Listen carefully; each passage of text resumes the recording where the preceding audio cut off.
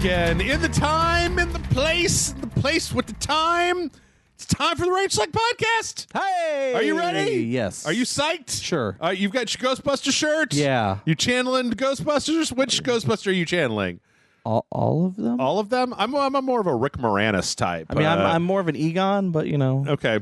I prefer, he's my favorite Ghostbuster. I'm more of, the guy in Ghostbusters 2 that's cleaning the painting of Vigo the Carpathian. Oh, that goes, it's Vigo! Yeah. Or, I'm covered in the goo. Yep, that's I really identify with the sub-characters of the Ghostbusters. Yeah. Walter Peck, that's really when I was a kid. So you have no dick. Yes. Hey! But no, welcome everybody back to the Rage Select Podcast. Tell us what your favorite Ghostbuster is in the comments. And we already said, or did we say, I'm Jeff? I'm John. You're John? Where do you...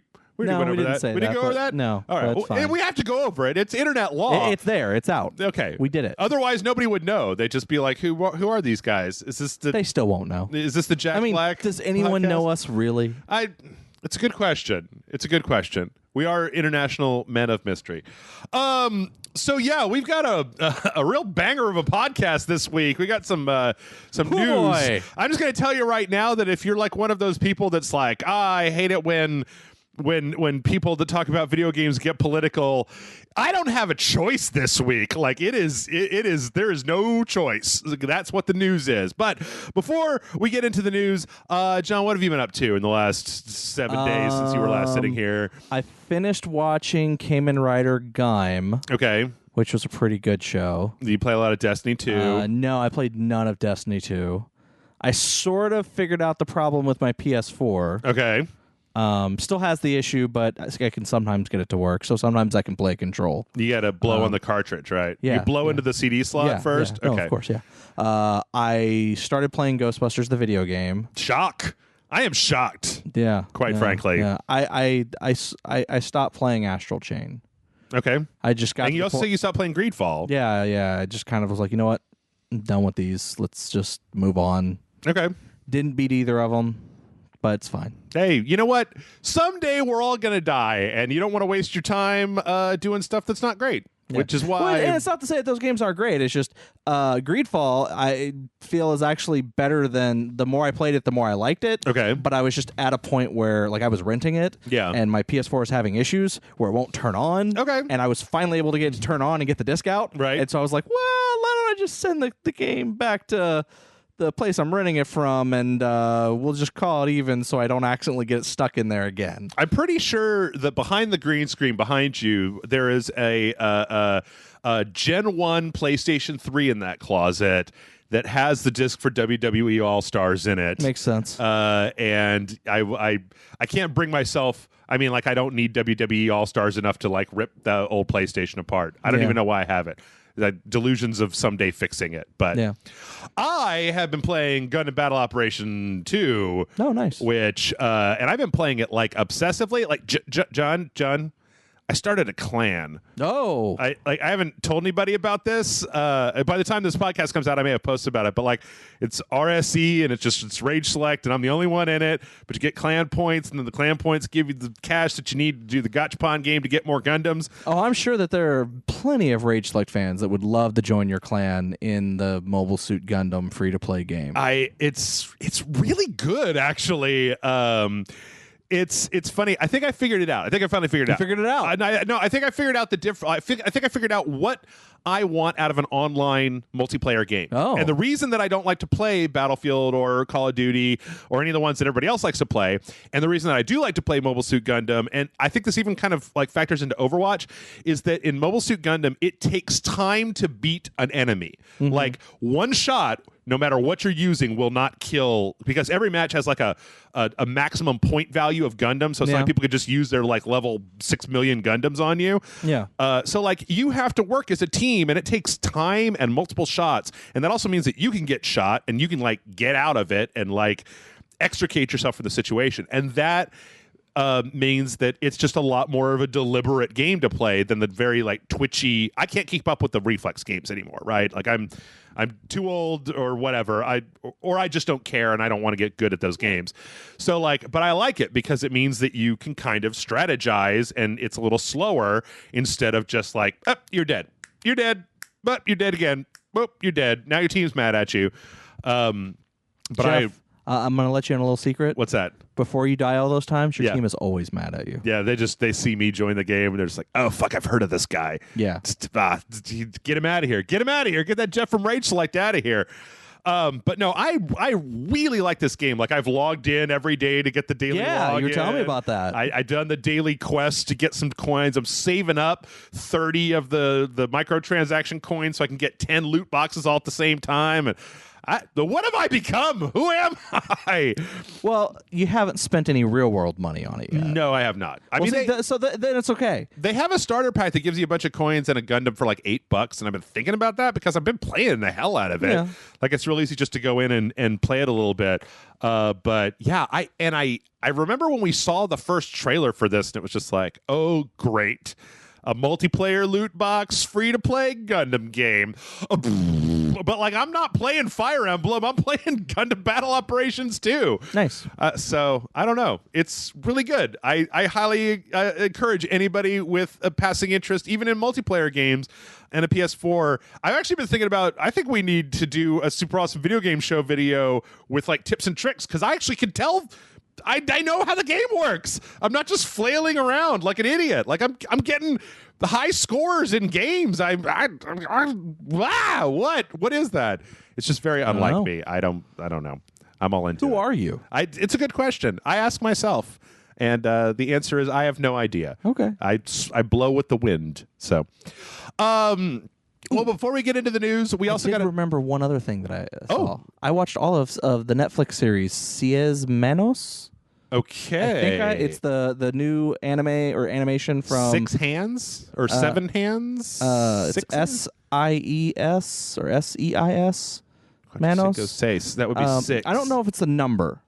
But I could be wrong. I don't know Spanish. But it's from Power Studios.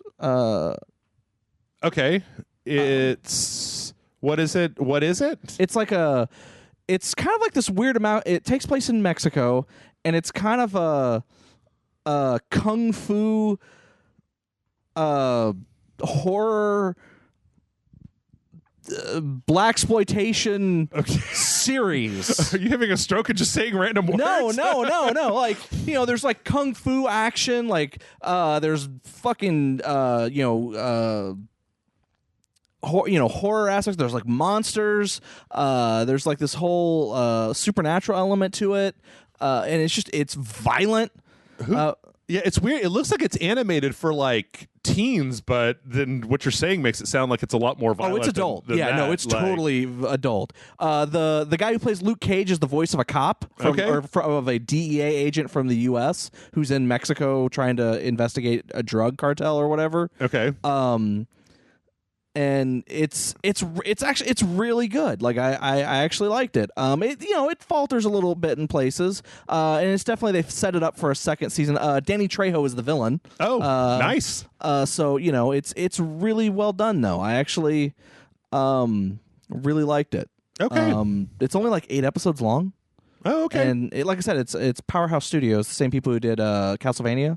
Oh, okay. Yeah, all right. The Kilter Animator I think works there. Yeah. I actually know quite a few people who work there because when I went to animation school, a lot of people, the best people, all left and went to Powerhouse. So that's kind of like their original IP thing that they did for Netflix, and I would actually recommend people go watch it. Okay. I mean, if you got Netflix, right? Like, watch an episode, and if you don't like it, what have you done? The animation is really good. 20 minutes. So, well, speaking of animation, we got a trailer for the new Pixar movie, Onward, which it seems okay. Like it's like it's an elf world, and then it's the future. It's essentially, what if the fantasy world of Dungeons and Dragons style world, became, or even like Lord of the Rings or whatever fantasy world it is. What if it actually modernized with the times, and so it's kind of like a modern day take, but like this like magic and fantasy is all stuff that exists in the world. And so it's like these two brothers that are trying to bring their dad back for one day, and they only managed to get the bottom half, and shenanigans ensue. Yeah, but yeah, it's the main character is voiced by Tom Holland, and the older brother character is voiced by Chris Pratt. Okay.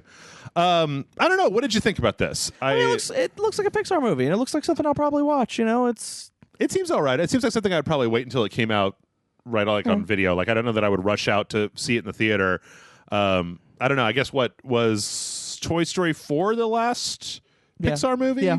I mean, also, like, unicorns are fucking rats with wings. Yeah, and there's a bunch like biker fairies. Because this is the second trailer for this movie. Oh, that's okay. come out. The first one had them eating out of garbage, and they were raccoons eating out of garbage. People were shooing them away, and just unicorns are the worst. So kind of like Bright, but if it was a comedy made by Pixar. Yeah, I don't know. I don't know. It looks relatively decent. I guess it's weird for me because I used to be really excited about everything that Pixar did, and then I feel like their output started to get kind of up and down in quality. Like, not every Pixar movie was a banger that came out. Well, I don't know. I mean, I just got finished. I watched Toy Story 4 last week, and it was like, this is okay, but did we need more Toy Story? Like, I feel like Toy Story's general story had been told, but money. Yeah, well, money. Yeah, exactly. Which is a wonderful segue, John. Thank you. Money. Let's get into it. So this week, boy, I don't even know where to start with this. Right. Maybe a quick primer for people who don't know. I don't know. I mean, I don't know how many people are news junkies like I am, but let me try to sum this up in as few things as humanly possible as a background. And maybe you might, because I don't know the full scope of what's going on, so you may even inform me of stuff that I'm not aware of. Okay, so this is just for context, right? Because I don't feel like everybody may know. Hong Kong, small, this was an island, right, off the coast of China, was taken over by the British during the Opium Wars, and then eventually it was kind of given back to China in I believe it was the there's an agreement that was signed that Britain was going to basically run Hong Kong for a certain number of years, and then Margaret Thatcher made a deal with China where they were basically going to let Hong Kong become a protectorate that could run itself and had its own rights of China. So it was basically like, China will not reabsorb Hong Kong, and I believe that this original thing lasted until 2047 was when that agreement was supposed to end. But that Hong Kong is supposed to be an independent place, but it's like a protectorate of China. Like, China's supposed to make sure that Hong Kong doesn't need to get a military, right? Or they're still connected to China, but they should have self-rule. They're part of China, but they are independently operated. Right. So several months back, there was a bill that was being put forward. Okay, this all ties into a weird case where there was a guy that killed somebody and then went to Hong Kong, and Hong Kong does not have an official extradition treaty, and so they wanted to pass a bill that basically said that Hong Kong can then extradite people out of Hong Kong to places that they have an extradition treaty with. That made people very mad because there are a lot of people in Hong Kong that do not like China and its oppressive regime, and they thought that if this bill passed, then China would start using that bill to basically extradite people that they had a problem with out of Hong Kong into China, where they could be real bad things happen. Without going into this, China not a good place to be if you don't like China, right? Go look at the stuff happening with the Uyghurs. I'm not going to go into that, but that's a whole other thing. There's a Muslim population in China that is being ruthlessly fucked with by the Chinese government. It's bad. It's very, very bad. In any case, so the citizens of Hong Kong did not want this to happen.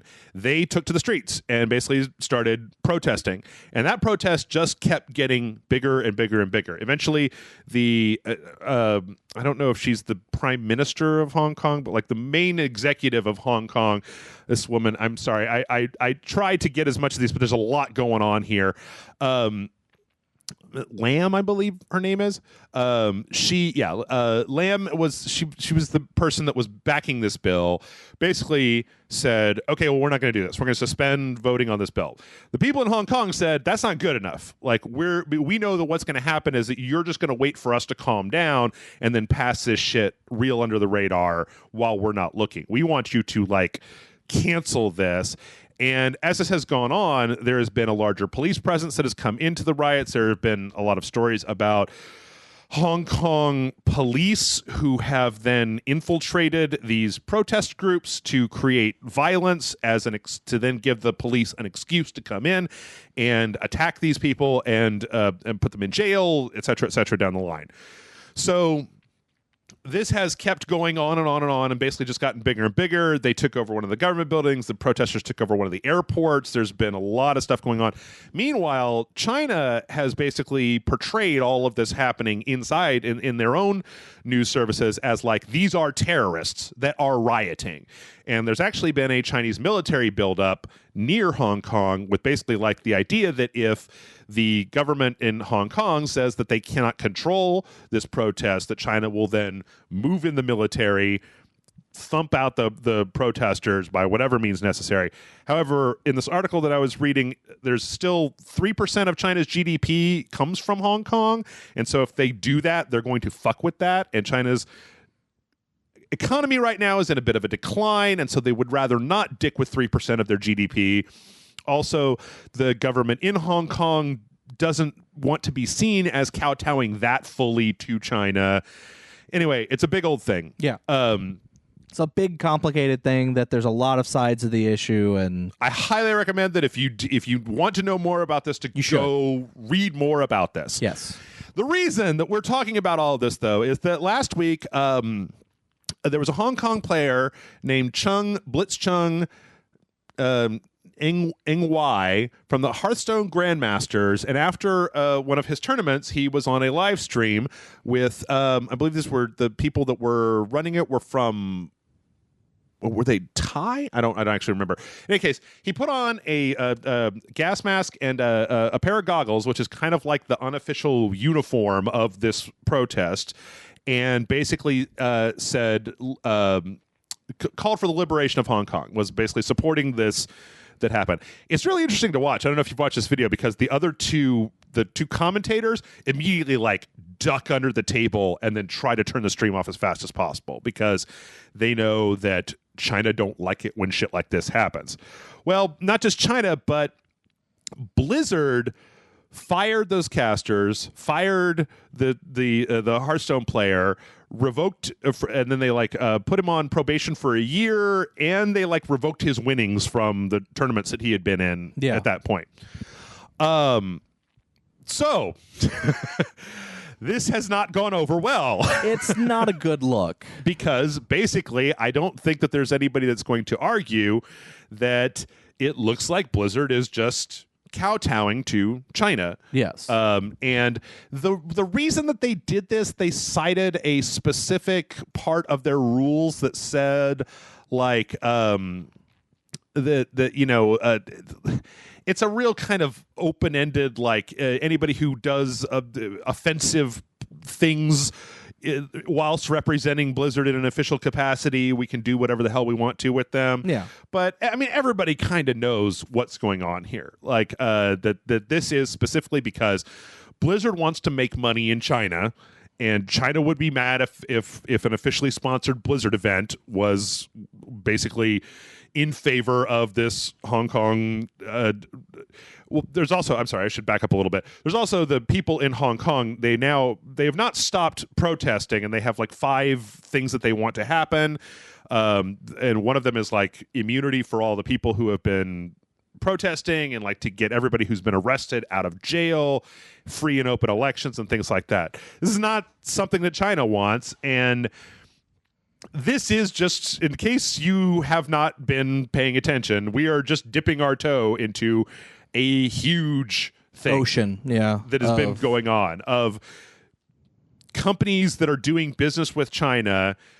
China very much wants people to adhere to they don't want certain things said, represented, etc. And if you do that, then you lose access to this titanic market. Yeah. Which, I mean, like, how often do we talk about I'm not crazy, right? Like when a new Marvel movie comes out, like, doesn't the Chinese market make twice as much as the domestic market? Actually, here's the interesting thing. Since Iron Man 3, the Chinese government, or a company that's owned by the Chinese government, has actually been a large source of money, like, to fund these movies for pretty much every Disney movie since. Okay. Every movie that's owned by Disney. Yeah. Since Iron Man 3. I was trying to think. There was an example that I was thinking of some movie that came out over the last 3 or 4 years where it's, or actually this is not even I guess it's not. What was that Jason Statham underwater the Meg? The Meg, right? Which took place mostly in China, had a lot of or I believe it did, had a lot of it was basically catering to Chinese markets. Well, that's why in Iron Man 3 there was that whole sequence where he goes and gets the heart transplant from the doctor in China, right? That could fix his heart problem. It's been so long since I've seen Iron Man 3. In any case, this is a big thing, right? And it's kind of been, I feel like it's a thing that everybody knows, but it hasn't. But there hasn't been as much of there probably has been, but we haven't seen as much interference from China's side, basically. I mean, in this fashion. Yeah, I mean, the most that we've probably heard about it, as far as in the video gaming industry, is people claiming that because Tencent, which is a Chinese-owned company, right, has controlling interest in Epic and at the Epic Game Store, and that they're clearly monitoring everybody. It's the conspiracy theory people, saying, oh, they're monitoring, they're recording everyone's data and giving it to China so that China can fuck us over, and I'm not saying there's truth to that. I'm not saying it's not true. I'm just saying that's that's probably most of our listeners and most gamers out there. That's probably the most common example. Well, that, and then the Red Candle games, was that the horror game? Was it Devotion or something like that? That there was the Winnie the Pooh thing. Yeah, because Xi Jinping doesn't like to be compared to Winnie the Pooh, and so there was a joke that somebody put in there. That game still hasn't resurfaced, right? Oh yeah, and that company is not working anymore. Well, China pulled the business license on the publisher. I don't know if Red Candle is actually gone, but there was one of the publishers that they were basically just no, we don't like you, so you're dissolved. We talked about that on a previous podcast. In any case, this has blown up because if there's one thing Americans don't like, John, is we don't like people telling us what the fuck we can do and what we can't do. So, a few things have happened. There was a student, University of Washington, D.C., they had a Hearthstone tournament where they held up a sign that said, Free Hong Kong, boycott Blizzard. That's actually very interesting because I think in the article that I was reading, Blizzard has not pulled their, the ability to basically compete in official Hearthstone stuff. But they've decided that they don't want to do that anyway because they're basically standing in solidarity with people for their beliefs. Also, interestingly enough, and I'm sure this is probably going to come up anything, the character of Mei from Overwatch has been kind of grabbed onto and photoshopped into being a supporter of Free Hong Kong because the character of Mei comes from Hong Kong, China. Yeah. Mei is totally in here. They've basically, there's been a bunch of photoshops essentially representing Mei as a protester, some with the kind of the same gear with the gas mask and things like that. In fact, John, there's even been there was a cosplayer that did Mei cosplay. And that was Zephyronica on Reddit, and she basically was like, I don't like I felt kind of bad. I didn't want to do my Mei costume, but then when I saw this, I was like, okay, well, I'm just going to cosplay as Mei the Hong Kong protester. So she just got a gas mask and some goggles and an umbrella. So, but there's a lot more going on here. There's a one of the another big Hearthstone Grandmaster caster, Brian Kibler has quit. There's been a lot of pressure to essentially boycott Blizzard entirely unless they do this. Out in front of the Blizzard campus, there's the big statue of Thrall, I think it is. And it has a thing that says think globally and every voice matters. Like somebody in the company went out and put taped a piece of paper over that because doesn't really seem to line up here. Oh no, think globally and every voice matters. I want to say this. I don't talk about it very much. Yeah. I worked at Blizzard. Yeah. I was a Blizzard employee for like 3 years. And that's a big tenet of think globally, every voice matters, and that's a big thing. This is, given what they have stated, the company byline, or whatever you want to call it, the mantra of the company, what they have done technically goes against everything they have stated. Yeah. And it's not, again, I say it's not a good look. Yeah. Well, I think the whole thing comes down to basically this idea that it has become time with this and with some other stuff for you to put your money where your mouth is, right? Yeah. Is that if you believe in free speech and if you believe that people should be allowed to govern the destiny of because I don't think that you look at these protests in Hong Kong, this isn't like a dozen people. No, this is like entire city center shut down, like some of the biggest protests I've ever seen of just seas of people for miles. This is not just like one, bunch of people getting mad at, I don't know why it came to my mind, McDonald's for not having Szechuan sauce or whatever. But this is a huge thing, and it's about these people's right to self-govern and not be controlled, and not have these laws slyly put them to a place where, okay, it sounds like a dystopian novel, but it is not outside of the realm of possibility to think about that law in Hong Kong being passed, somebody in Hong Kong saying something that the Chinese government doesn't like, or being an agitator, and having local Hong Kong police scoop them up, extradite them to China, where they are then sent to. China has these re-education camps that are really, really gross and terrible, and they put you into it's like a stress positions for hours and hours on end. When I talked about the Uyghurs, like Chinese government will send like state actors to basically implant in your family to make sure that you're not saying anything in your house that goes against the Chinese government. Like this is not like I want to be clear here that this is not just like I think that.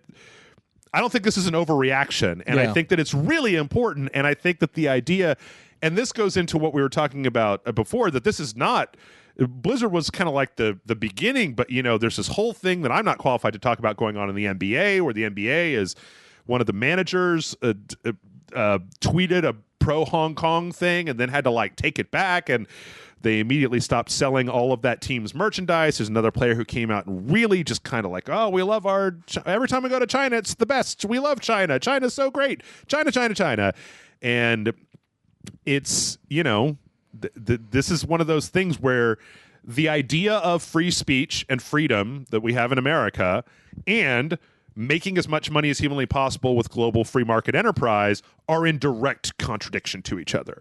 Because if you fuck with China, they will not let you into that market, and it is a huge market. So, and not even just the market, they're actually spending a lot of money. Yeah, on they're giving money to companies in the States. Yeah. So this is big. I mean, this is really, really big, and I think that everybody should keep up with it and not we shouldn't don't just gloss over it. We shouldn't forget about it next week when Epic Game Store makes the PC release of Death Stranding an Epic Game Store exclusive, right? These people's lives will be very affected. Remember what I was talking about with Red Candle Games? I still want to play Devotion a lot. I've even considered it's out there with less than. I can't buy it, right? It's not on Steam. Yeah, it's out there on the internet. Whatever, but. This is important, and I think it's important to make sure that our sense of liberty isn't being overwritten by basically corporate profit if another country has enough power to dictate a chunk of that corporate profit, that then domestic companies start reducing the amount of freedom that people have. Put it this way, I think if you have a Blizzard game that you're playing, I think if you're playing World of Warcraft Classic, I think you should stop. Like, I honestly do. I mean, there are other games, right? I think that if you're playing Hearthstone and you like Hearthstone, I think you should stop. I think that if you really send a message to Blizzard that this isn't just something that you're mad about on Twitter, but this is something that you will actually take action into, that you will see a change in the way that they act. I also think it's incredibly important to go.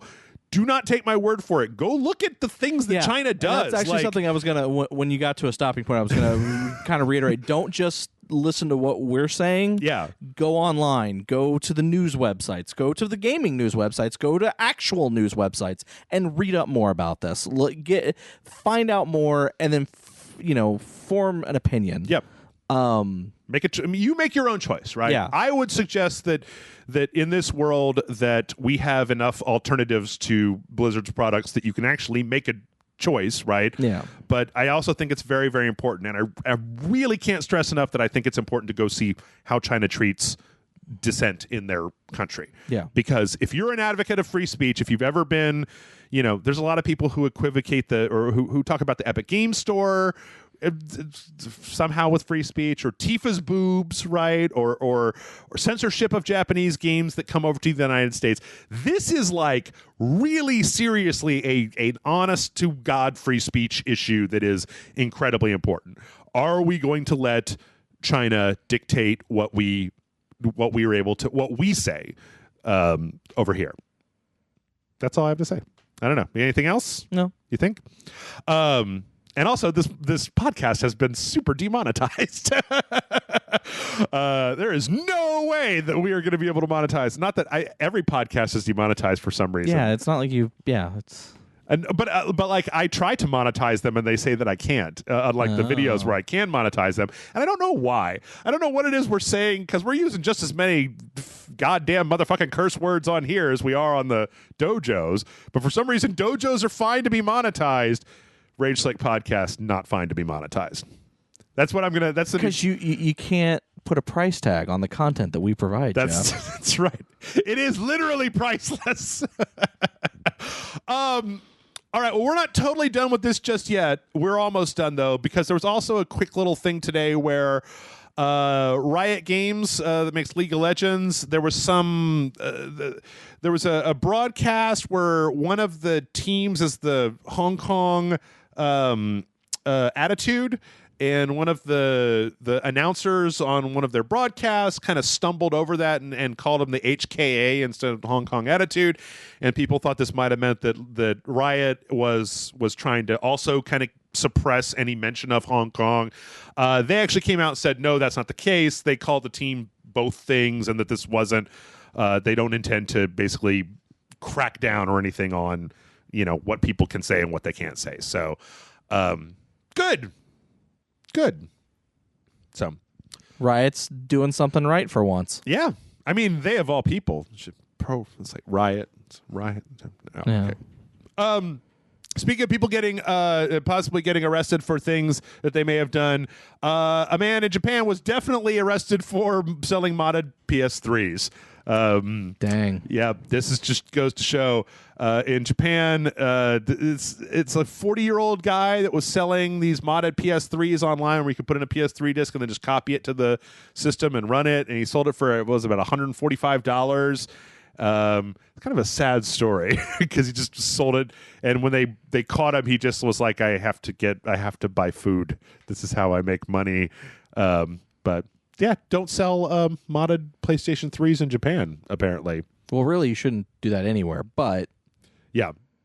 Anyway, speaking of PlayStation, let's move away from all of this to the big one of the big PlayStation thing this week was that, well, the PlayStation 5 has been all but confirmed, I feel like, or it has been confirmed, but we didn't have as many details. We got a story last week out of Wired that gave us more details. We didn't know what it was called. We just knew it was a new console. We assumed it was coming out sometime within the next 2 years. Right. And then this article came out and said it is called the PlayStation 5. Yep.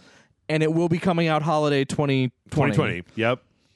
And then here's some information on the controller. Yep. Which it seems a little strange. I feel like if they were going to be releasing it in 2020, that I feel like we should have had Sizzle at E3 this year, right? Usually I feel like they start building up hype. Remember, they weren't at E3. Oh, that's true. That's true. I guess that might even be why we have seen so few first-party Sony games this year, is because they're getting everything all in line for a big-ass launch. Yeah. So, yeah, we did get some information on the controller. There's a couple of things. Instead of rumble, they're doing haptic feedback, which is a little bit more sensitive. It can do different types of rumbles, so it can kind of make things feel differently than just a generic rumble. Yeah. It's I probably a lot like the HD rumble in the Switch. Yes. Also, there's going to be some kind of like pushback on the triggers. The triggers are going to be able to have like different levels of pull on them for different things. And it's kind of what we got for the controller. There was also some information about the apparently the UI is going to show you like when you select a game, it's going to show you like ongoing multiplayer stuff happening right now, so you can kind of just jump directly from the launch into a multiplayer game. Oh, okay. Which is kind of nice. They said that the hard drive is going to be a solid state drive. Yeah. And that also they're making it easier to swap out the drive. Oh, okay. If I remember reading that correctly. I didn't read the entire Wired that they're making article. it even easier than it's ever been in a console before. It's pretty easy in the PlayStation 4, isn't it? Yeah, it apparently. I mean, don't you require for the PlayStation 4? You still require like a screwdriver or whatever. Oh, maybe I don't know. Yeah, I don't know. I've never had to. I've never actually replaced it, but as I understand, I mean, the PS3 was a pretty easy hard drive to get at. So yeah, but apparently they're saying that they've even designed it so that it's even easier to replace if you want to replace it. Okay. I'd be interested to know. I mean, you know, like you're in a very different position because your PS4 is having difficulty. Yeah. Kind of like, can you nurse it all the way to holiday 2020? I think I can. Okay. But if a really good Black Friday deal comes on this upcoming Black Friday, I may get a Pro. Oh, it also does 4K Blu-rays, right? Yeah. Which is something that even the PS4 Pro doesn't do. But I mean, that's just kind of catching up with the Xbox One X. Well, I think they learned their lesson with that. I think they were like, yeah, we kind of fucked that up. Yep. I agree, you did. So yeah, I mean, you know, we knew this was coming. I guess the real question is going to be, it sounds like they're only going to have one SKU. It's going to be the PS5, and I still wonder about Scarlet. Like we know that there's going to be. We've got basically two beefy PC systems coming in the future, but then what that streaming tech, because like the week before, where Microsoft had signups for their streaming, you know, on the specific phones. So it'll be interesting to kind of see what's going on, because we also had that story last week about how it seems like PS Now might be morphing into Sony's version of Game Pass. Yeah. We also got some information, very light information, that basically the PS5 will have PS4 backwards compatibility.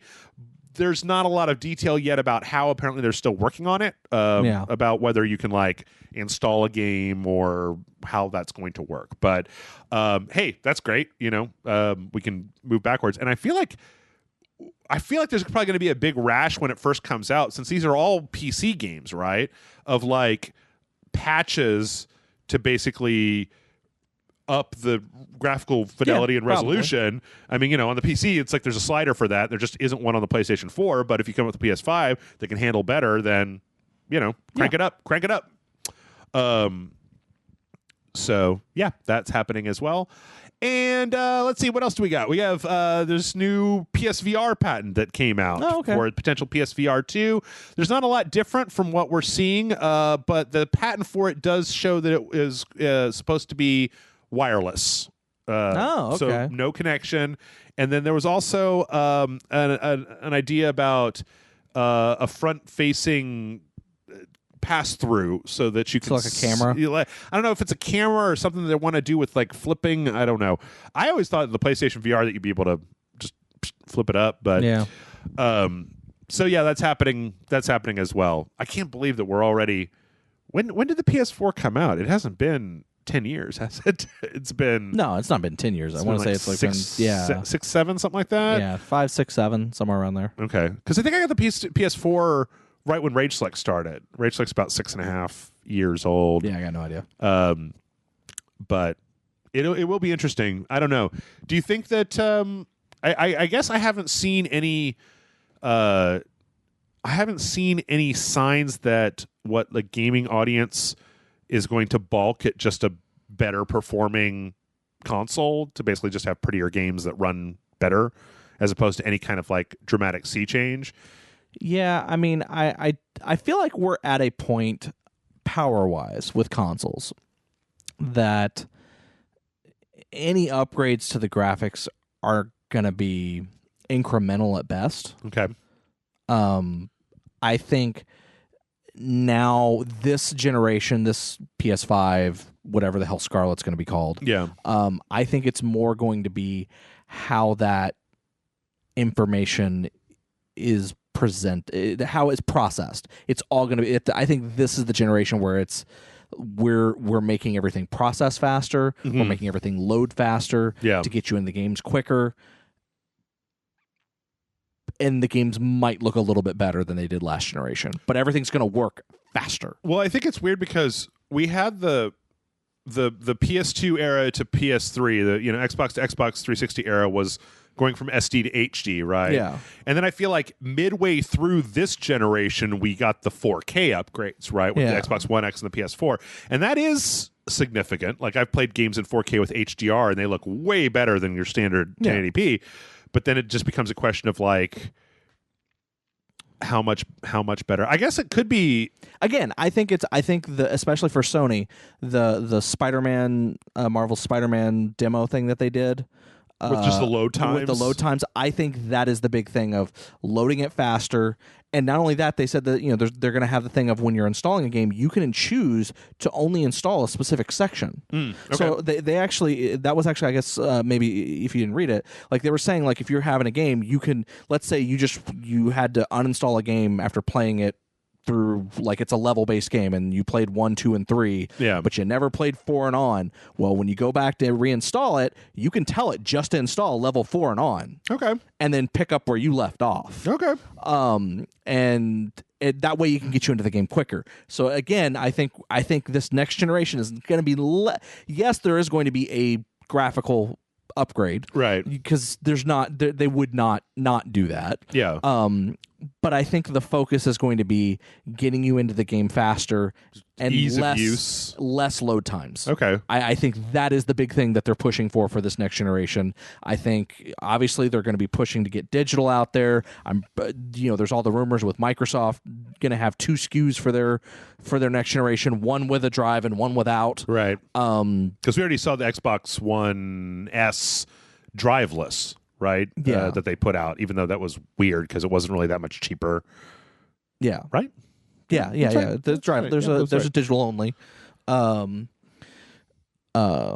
yeah, I'd be interested to know who all, and I'm also going to be interested to see how much, because I think this is one of the first times that if we're working with x86 architecture up the line, like, technically you could play some PS5 games on a PS4, right? Or like maybe like a digital buy game, like something made in Unity where it just looks better on the PlayStation 5 and it looks worse on the PS4.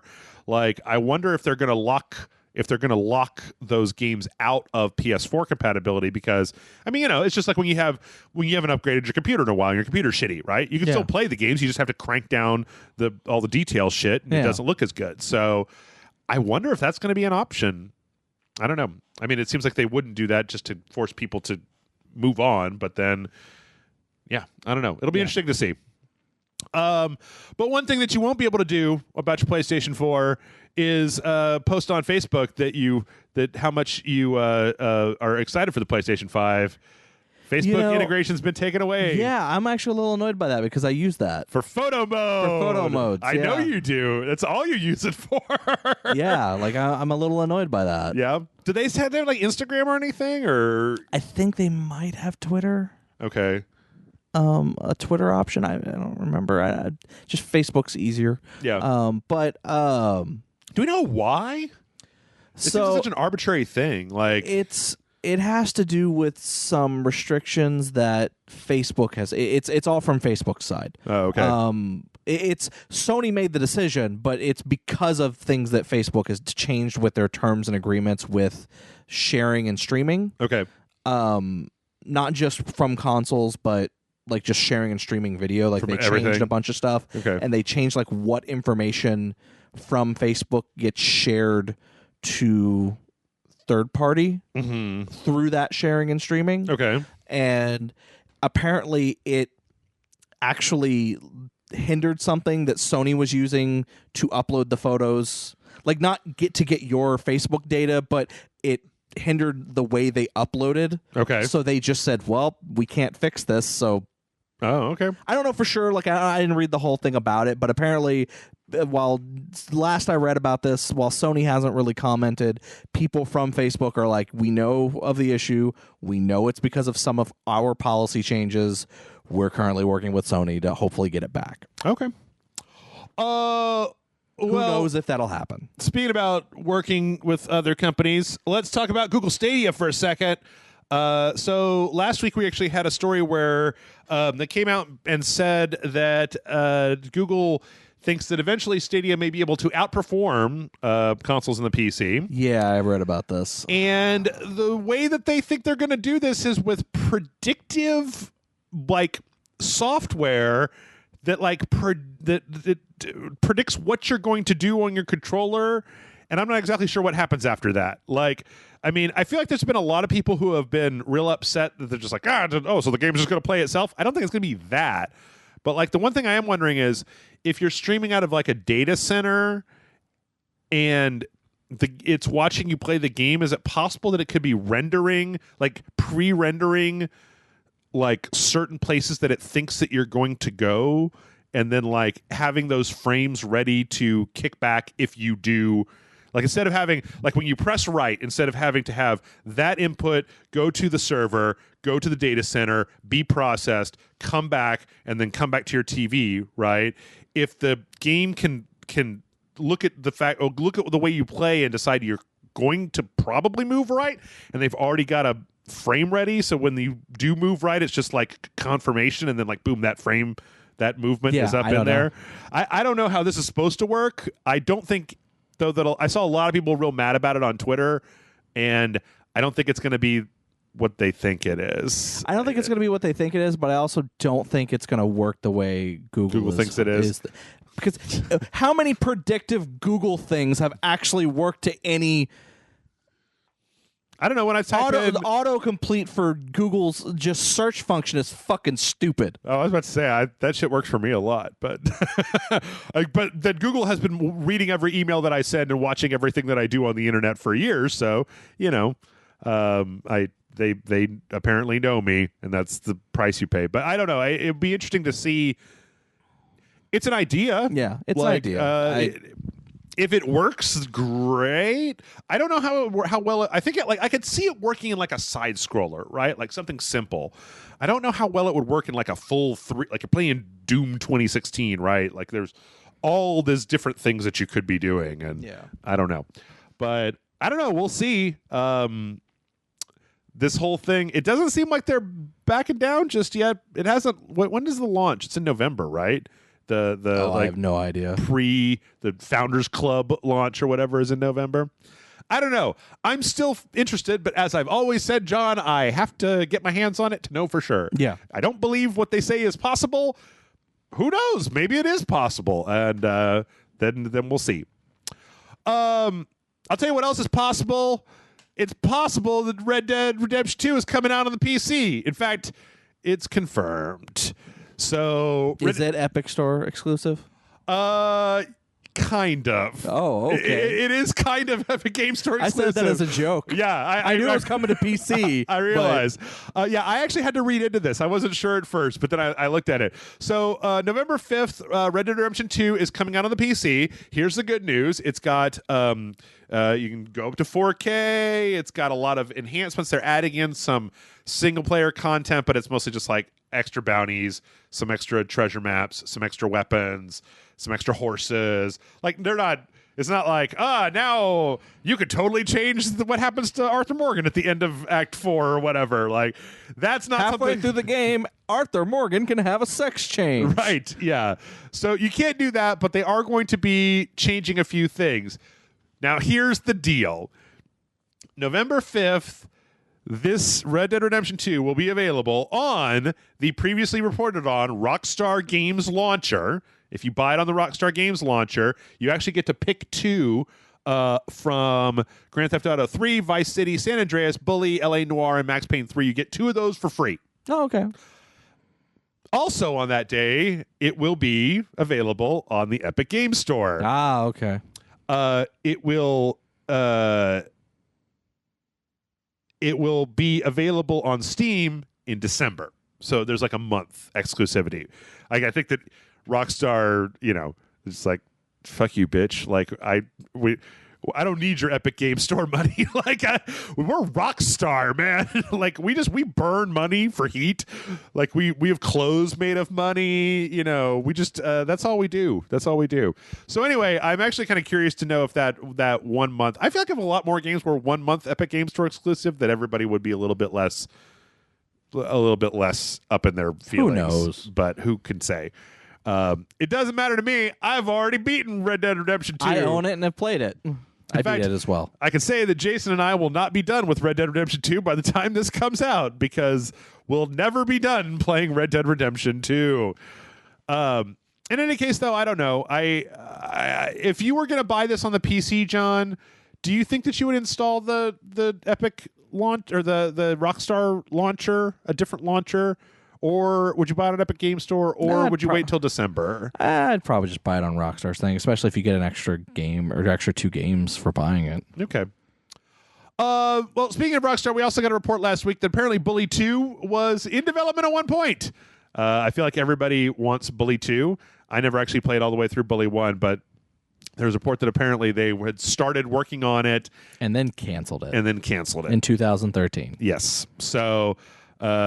pour one out for people who like that franchise. Seem like they're really, really, really, really attached to it. It's a really good game. It's very, like, we played it for that Sunday stream, and it's just very kind of rough around the edges now. Yeah, harder to go back to, basically. Yeah. Let's see. From there, let's talk about Valve a little bit. Hey, Valve, what's going on? So somebody broke into Valve and stole $40,000 worth of equipment and games. And it's not just someone. It's actually a 32-year-old named Sean. They know who it is. Also because they caught him on a GameStop camera trying to sell the games he stole from Steam back to GameStop.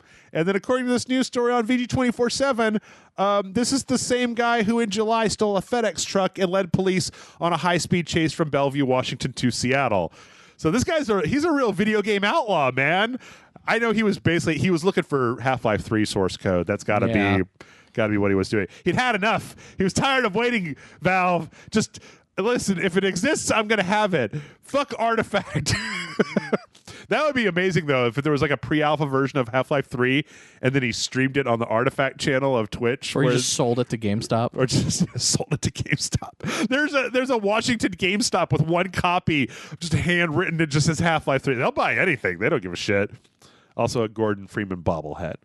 But that's not the only news from Steam this week. Steam also has a pilot coming that I think is really interesting, where they want this thing to basically let you play couch co-op games over the internet, which of course kind of defeats the point of couch co-op, but there's plenty of couch co-op games that don't have an online feature, right? Yeah. And basically it looks like it's going to be like you're playing the game and then you're going to be streaming a copy of that game, because they say only one person needs the game. Yeah. You're streaming a copy of that game to the other person through whatever the Valve Steam link or whatever, and that they can then basically be the other person on your couch. Yeah, cool. Which actually, that's kind of a cool thing. That's neat. Yeah, I like it.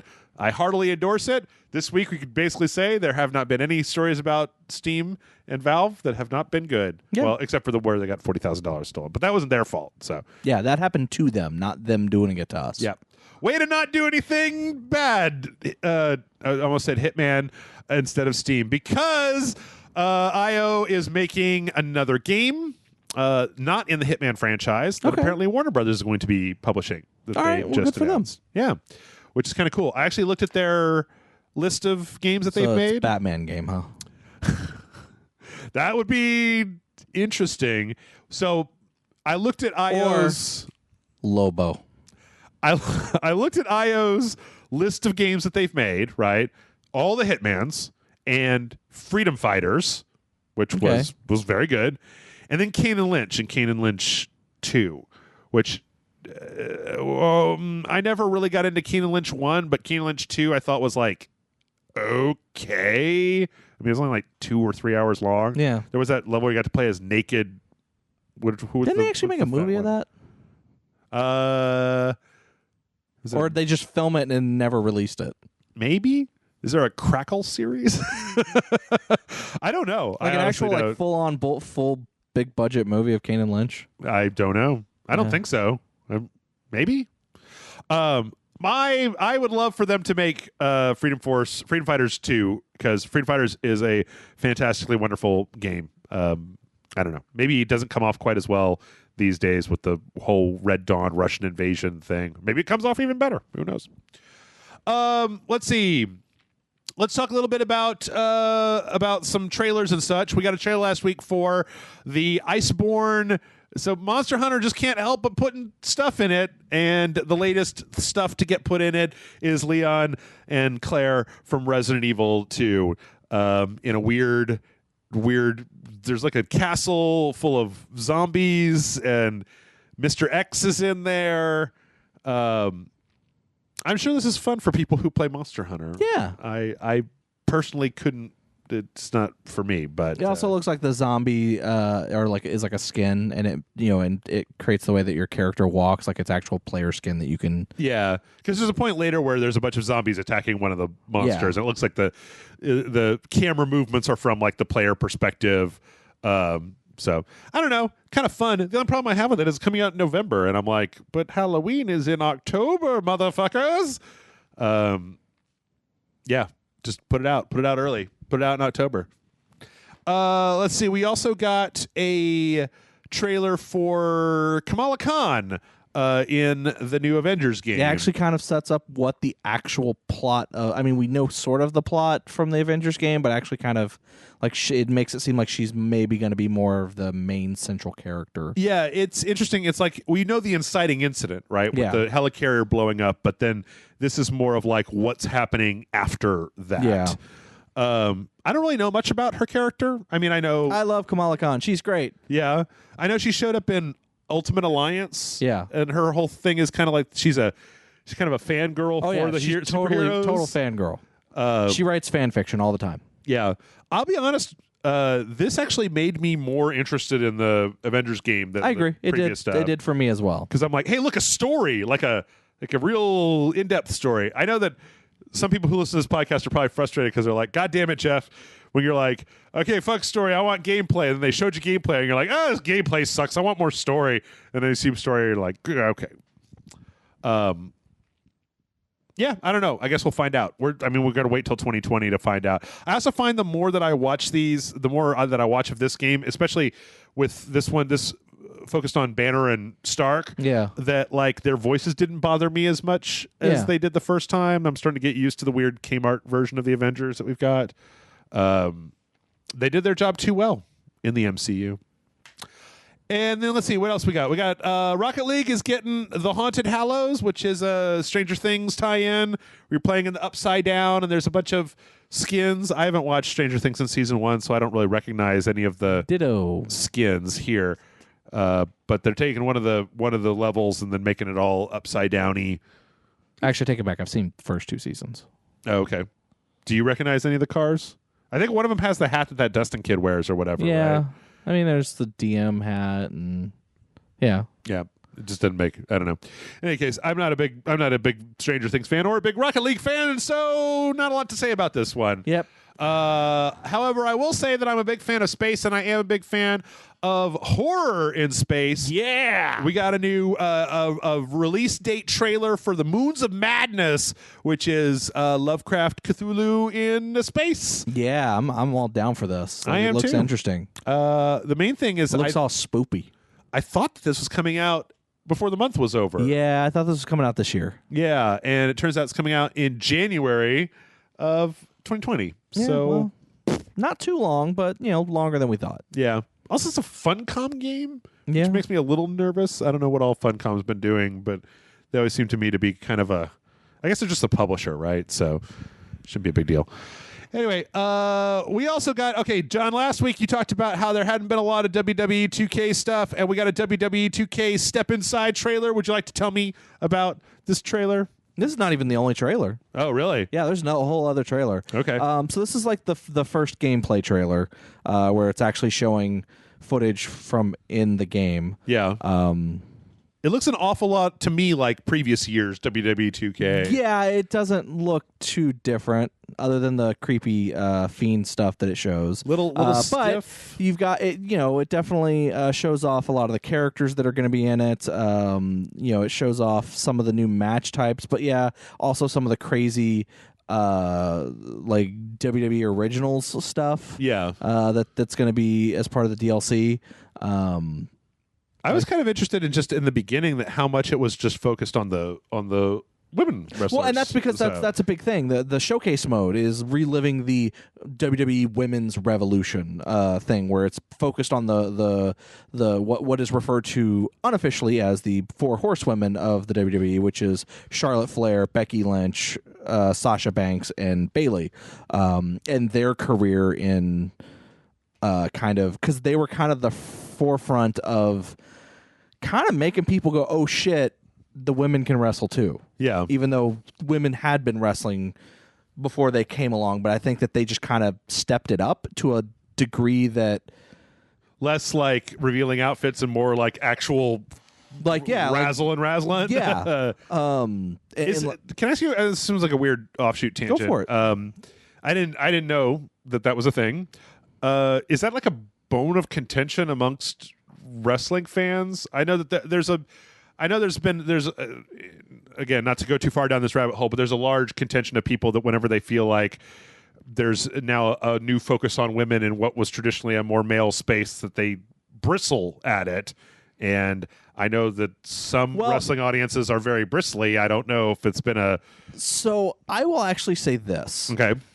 The previous wrestling games have had little to no focus on the women's division. Okay.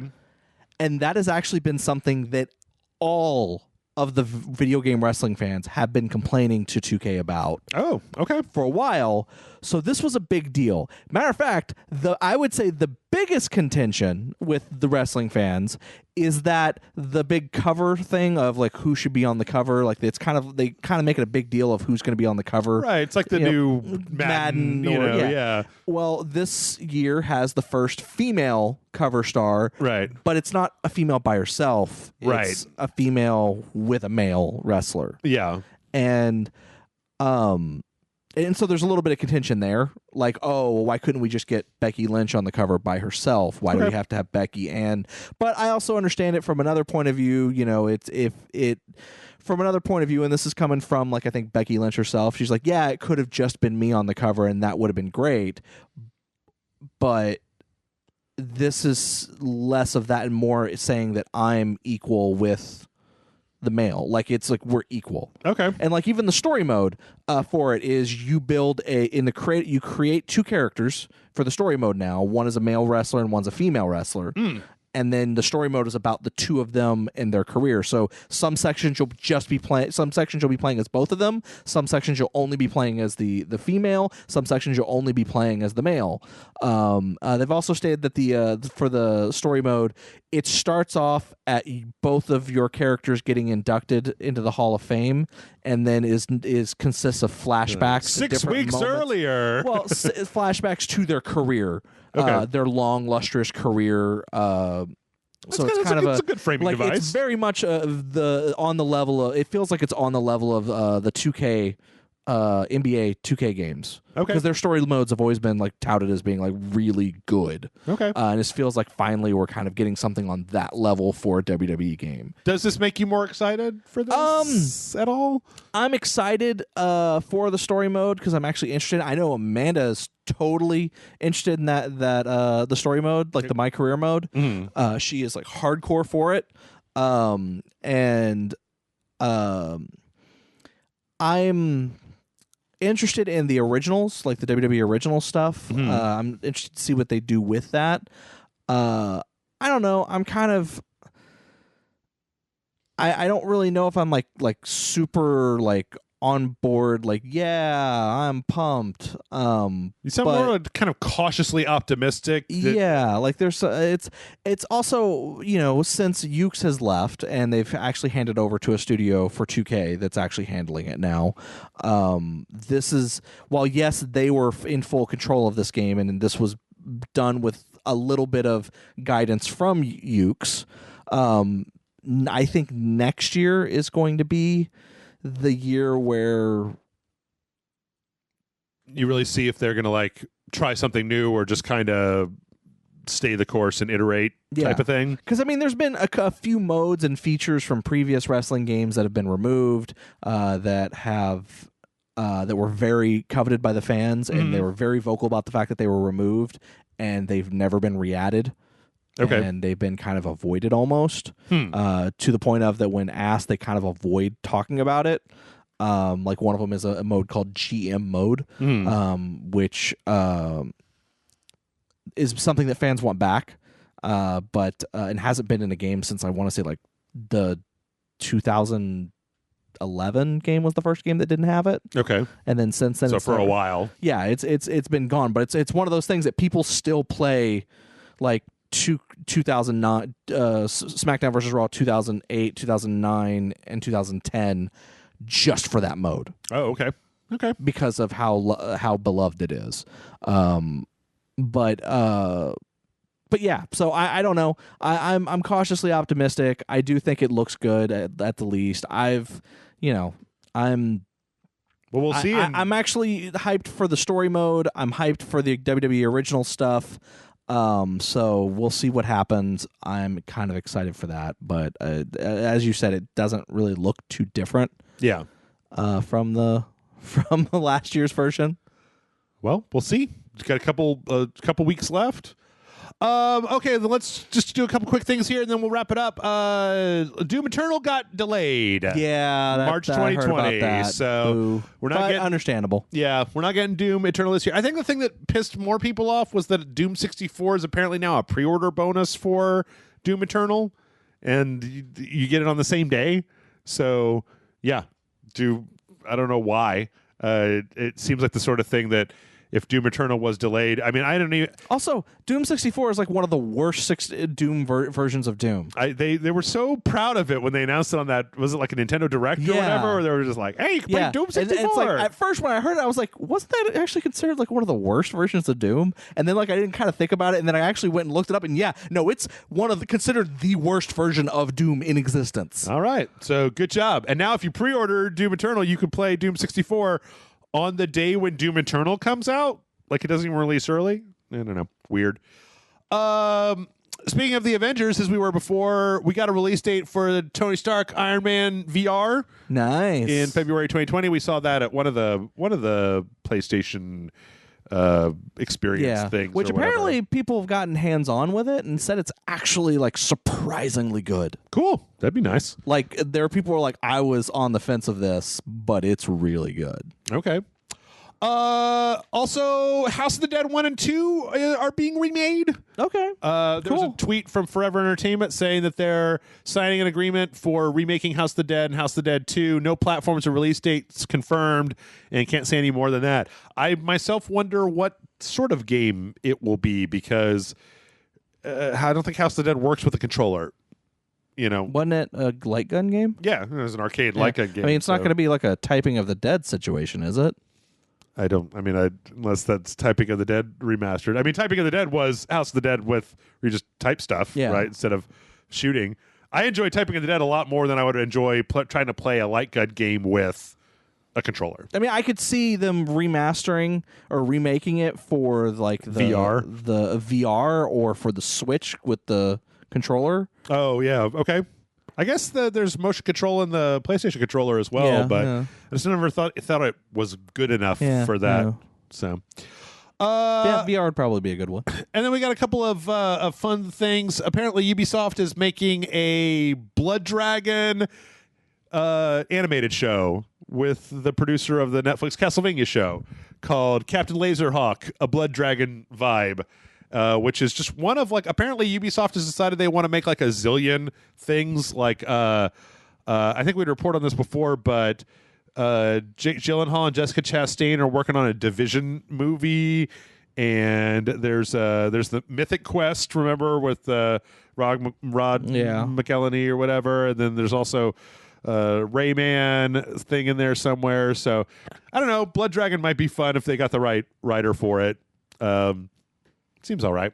I mean, I guess it's just been why not just make a Blood Dragon game instead of you've been teasing Blood Dragon for a long time now. You don't want the Trials? No. Game? I played a bunch of that because I was so hard up for some Blood Dragon. I know. I remember. I played it with you. And last but not least, John, I know that you know who this is, but it came up in my feed. Apparently, there's a guy who wrestles with a Switch in his hand. Yes. And what is his name? Oh, I have no idea. He's an independent wrestler. It's Leroy Green. And apparently, if you look this guy up, he never stops having a Switch in his hand, even while he's wrestling. He's always kind of got one hand on the Switch. And there's a lot of just him doing moves, and then he just sits down and starts playing the Switch. I mean, as a gimmick, it's pretty fun. I wonder if there's actually something going on that Switch, but it's still pretty impressive. No, I mean, you can see the screen. There's stuff. He's playing stuff. Yeah. What is he playing? That's a good question. Fire Emblem. Turn-based. If I remember correctly, in this video that you're watching, I think he might have... this is a clip. That's all I got of it. But I think in that match, he might have had Breath of the Wild. Okay. All right. Playing. He needs to stream at the same time that he's wrestling. But I don't know. It's pretty impressive, the fact that he only ever uses one hand for anything, right? Yeah. I mean, it's comedy wrestling, and I think there's definitely a place for comedy wrestling in wrestling, so I think it's fine. Obviously, that's not going to be his gimmick forever. Right. That's just something he's doing for right now to get attention. Yeah. And it's getting him attention, and I think it's great. So there you go. But yeah. And with that, we're going to go ahead and take a break. When we come back, we are going to answer some questions. So everybody stick around, and we'll see you in a minute.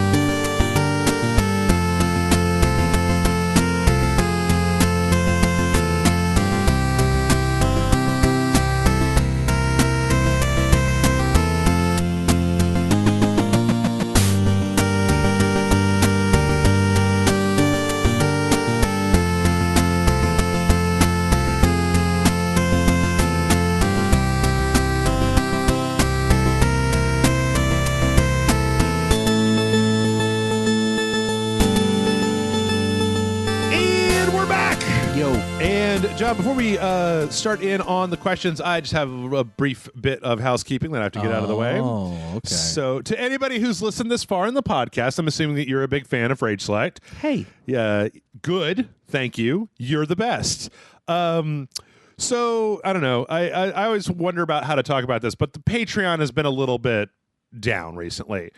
It's been significantly down recently, actually, to the point where being able to procure the number of games that we need for every month is starting to get a little bit harder.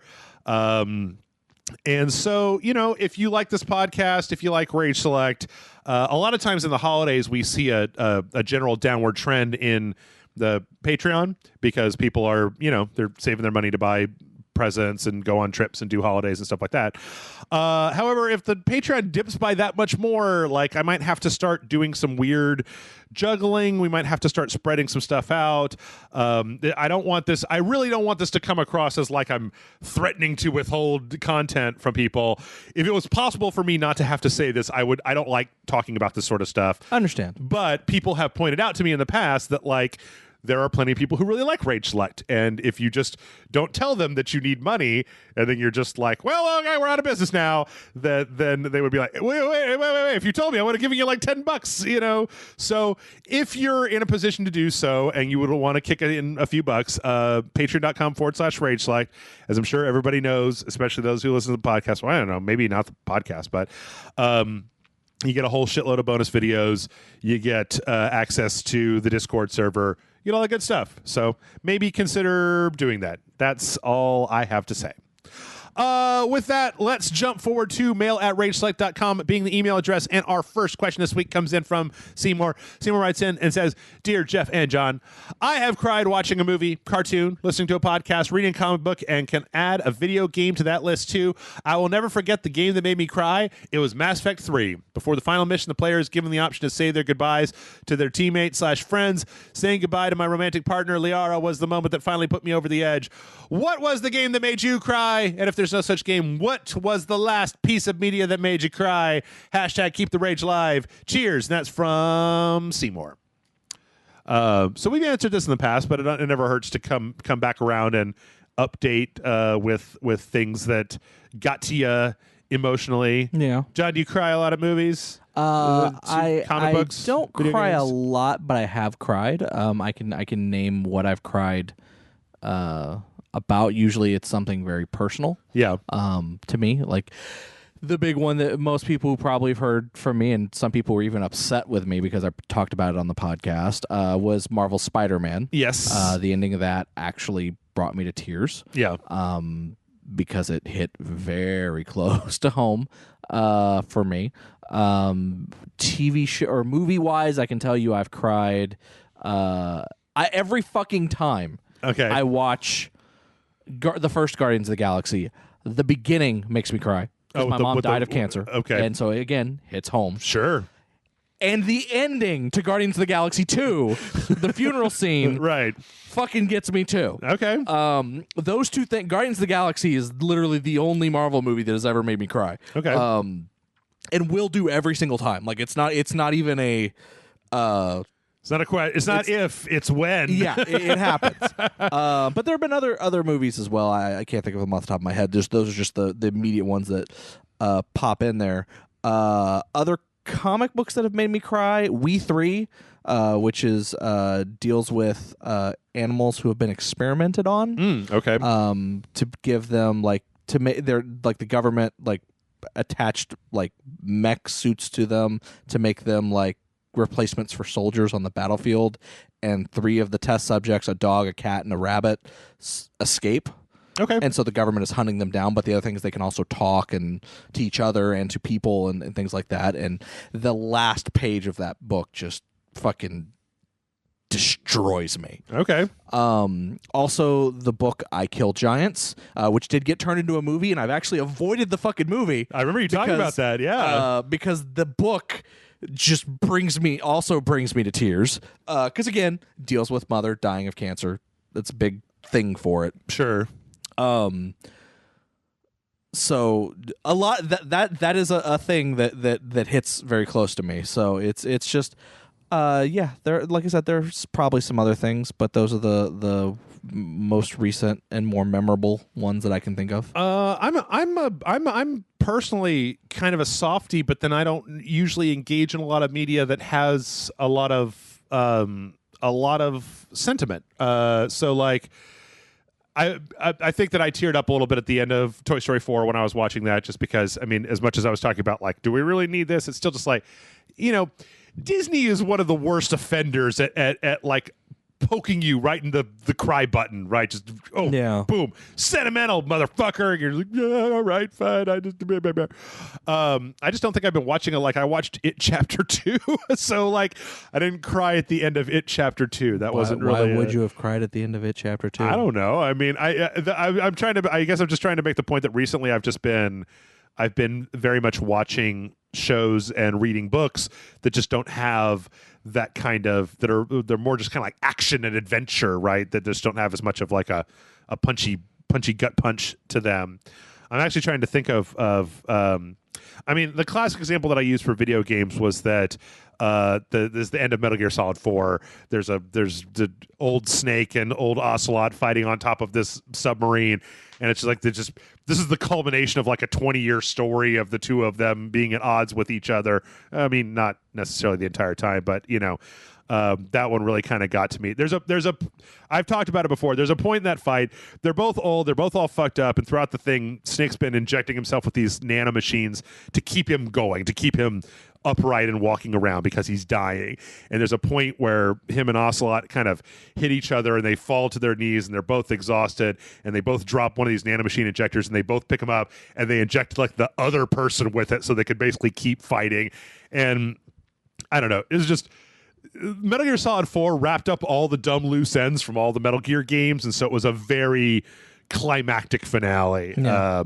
I'm trying to think. Like, I think that some of the stuff that would probably go that other people would maybe get hit by. Like, I don't think that The Last of Us did anything for me, emotionally speaking. I never beat it, so I'm trying to think about some of the more dramatic, like just dramatic games out there that had. I'm trying to think of dramatic deaths in games, like something that would really get at you. Like, I know that every time I play Super Metroid, the baby Metroid coming in and saving Samus kind of tugs at my heartstrings, but it's not just about, oh, baby Metroid here is about. I don't know. I actually, now that I think about it, I don't think that I've had a lot of. I've been emotionally affected by media, but I don't think I've done a lot of actual crying recently. Yeah.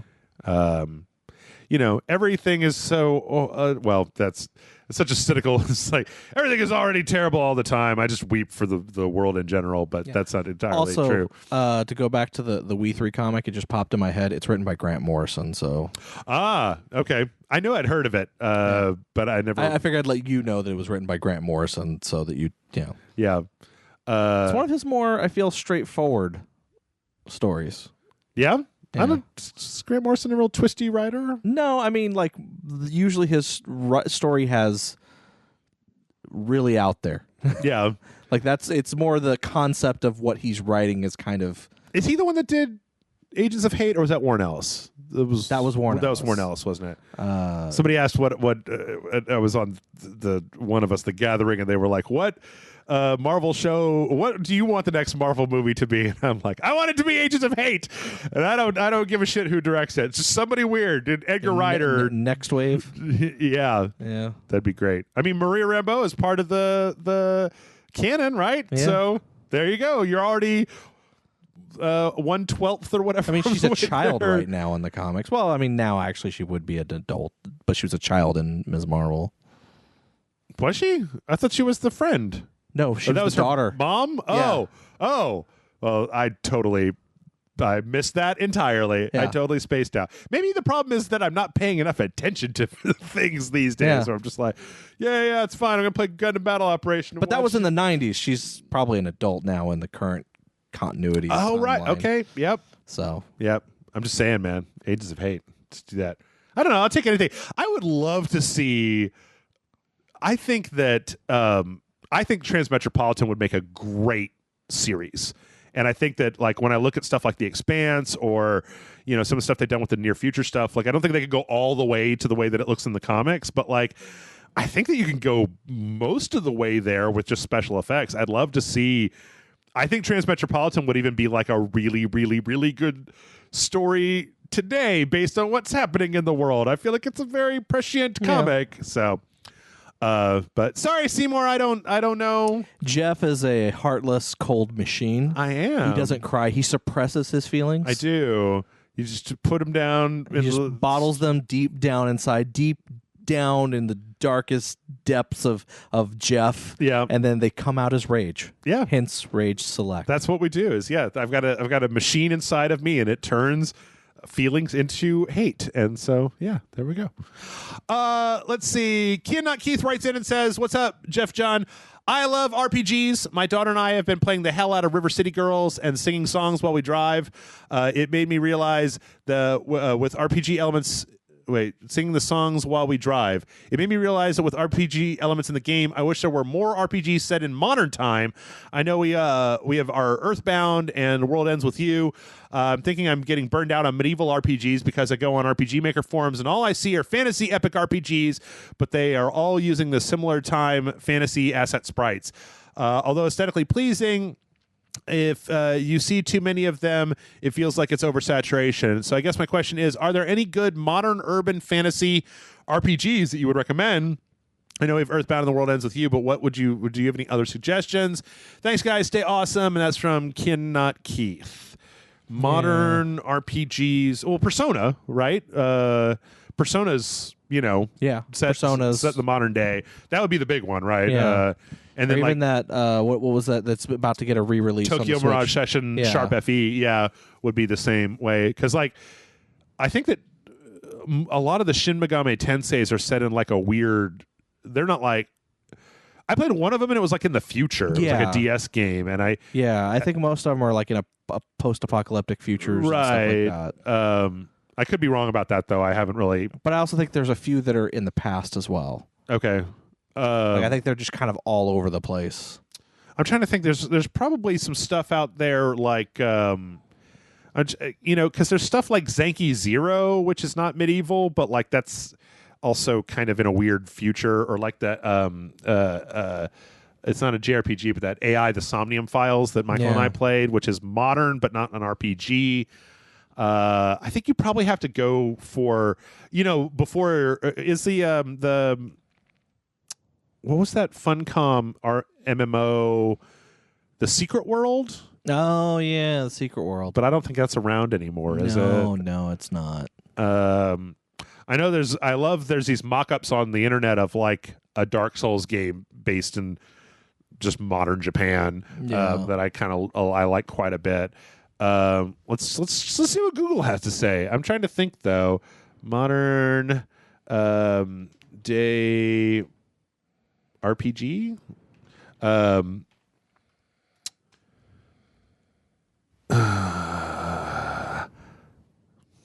no, I typed in the word RPS. That didn't work. RPG set in the present day. Vampire the Masquerade. Yeah, that one's about to come out. New one. Parasite Eve was modern when it came out. Earthbound. I do know that there's Mother 3 has a full fan translation, right? Yeah. So if you played Earthbound, you might check on it's not 100% legit, but Costume Quest, that's not a bad one. Yeah, Costume Quest is always a good one. 1 and 2. Yeah, here's another one. This is off of this. I'm basically just cribbing off of a Giant Bomb forum at this point. Yakuza, kind of. Not exactly like a turn-based RPG, but it has. It doesn't really have the upgrade system or anything like that. Yeah. Or at least it has an upgrade system, but not. I think Persona is probably the biggest one. This person says Alpha Protocol, which ish. I mean, you want a generic game. Well, we're talking about Stalker. A game with wasted potential. Yeah. Because I still say you could make a really good Alpha Protocol game. It's just they didn't. Pokemon? Yeah, kind of, yeah. It's like an alternate world. But, yeah, I think that's probably it. I think that if you wanted something, I just wrote The Sims in all capital letters in this form. I think, honestly, that Persona is probably your best bet, because Persona is very much modern. I mean, Persona 4 is kind of country living, and Persona 5 is urban, but it's very much like going to high school, and then after you're going to the mall and shit, right? It's not near future or anything like that, so... let's see. We didn't have a whole heck of a lot of questions. Let's do some Discord questions this week, John. Let's see. Professor Fett writes in with an interesting question. All right. What's that interesting question? Says, hello, Jeff and John. I have a question for you. Have you ever hated something like media because people wouldn't shut up about it? My example would be Harry Potter. I never cared about the series, but people constantly bringing it up and then telling me about the house that they'd belong to turned me against the series. Thanks for the kick-ass podcast, and that's from Professor Fett. Children of Men. Oh, yeah! I forget. It's been just long enough that I've forgotten about John's Children of Men feud with his unopened DVD of Children of Men that he refuses to watch. Yeah. I was actually like that with Harry Potter when the first few books came out, and everyone was just like, Harry Potter, Harry Potter. And I'm just like, fucking magic children, get out of here. Get out of here with that. And then eventually I broke down and read them all within like a week. I tend to get real saucy whenever anybody tries to get me to do a thing. It's just like some kind of ingrained reaction in me where people are like, you know what you would like? And I'm like, no, don't tell me, because fuck you. I don't want to watch it. Like there's somebody on Rage Select who for a while there was just like desperately trying to get me to watch JoJo's Bizarre Adventure. And it's like, I don't think you understand that the more that you insist that I must watch JoJo's Bizarre Adventure, the less likely I am to go watch JoJo's Bizarre Adventure. Like, I watched part of it. I didn't hook me. And I was just like, they're like, well, you just got to skip to the 6th season. I'm like, I'm not doing that either. I'm just not doing that. I'm not doing that. Ain't going to do it. What about, have you ever had anything ruined from overhype, do you think, where people told you just how good it was, like, constantly, and then when you finally went to watch it, you were just like, that was all right? I can think It Follows was like that for me, where everybody said that It Follows was so brilliant and amazing, and then when I finally watched it, I was just like, I mean, this is fine, but I don't like any of the characters, so just, Yeah, I can't think of it. I think the same thing was overhyped. I mean, there are games that actually, there's a game that I can think of that has kind of turned to hate, even though I don't hate the game itself, and I actually say the game is actually a very good game, but I feel it's very overhyped, and therefore, whenever it gets talked about, I want to say fuck you. Okay. Final Fantasy VII. Because fuck you, that's why. Somebody in one of the comment sections last week said that I had said that the story for Final Fantasy VII was terrible, and I'm like, I honestly don't hate Final Fantasy VII. I just don't love it as much as the people that love Final Fantasy VII. I think Final Fantasy, and I think we've talked about this before, I think Final Fantasy is a perfectly adequate game. Sure. I enjoyed playing it when it came out. Yep. I had a lot of fun with it. But you know what? I beat that game. I don't want to play it again, and I don't feel that Squaresoft should have had to have given everyone the remake that they felt that they were fucking deserved, because fuck you. The game's not that fucking good. Well, it's good, but it ain't that fucking good. I think the other thing that keeps coming up in my mind, the thing that's really solidified about Final Fantasy VII in my mind, is that it would have been one thing if Final Fantasy VII had come out, right, for the PS1, and then now we announced that we were going to be making a remake of it, and I would be like, okay.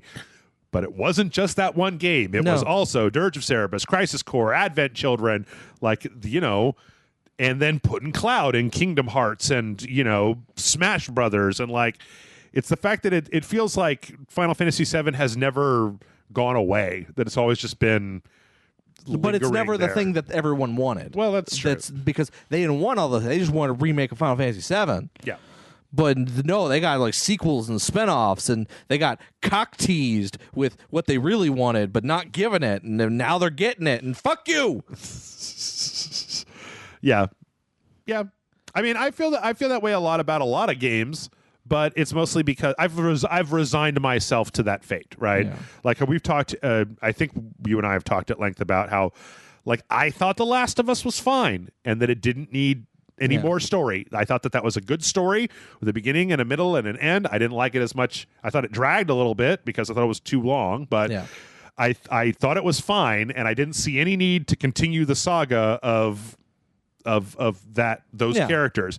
That's not to say that like I said, I think that The Last of Us 2 is going to be a good game. I have not played a Naughty Dog game that I would say is bad.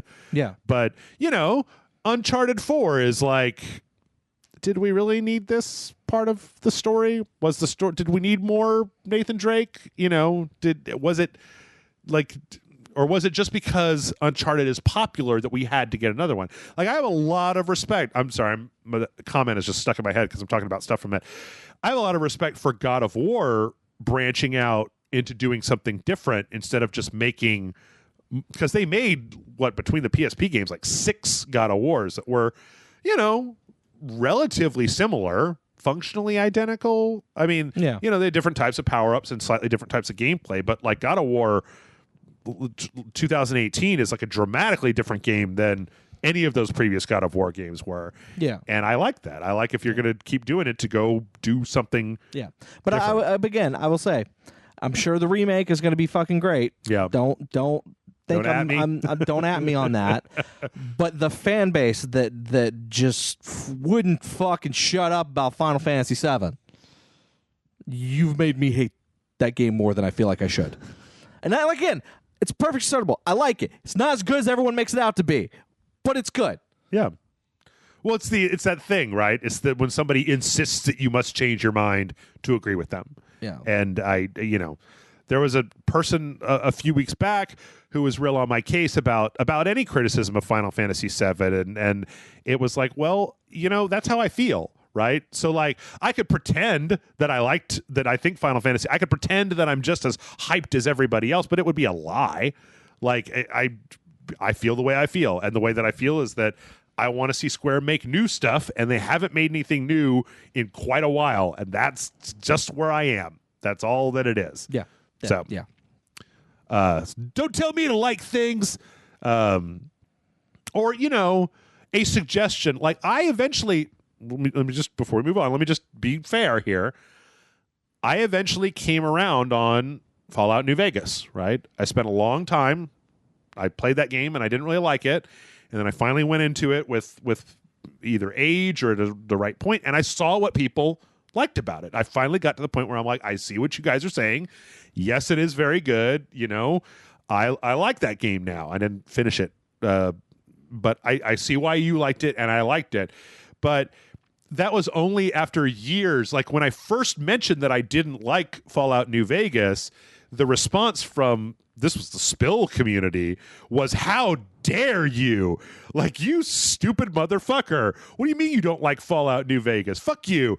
And it was like, well, this is not convincing me. This is just making me be like, no, getting further away from it. Like, eventually I will try a thing that I don't like a second time.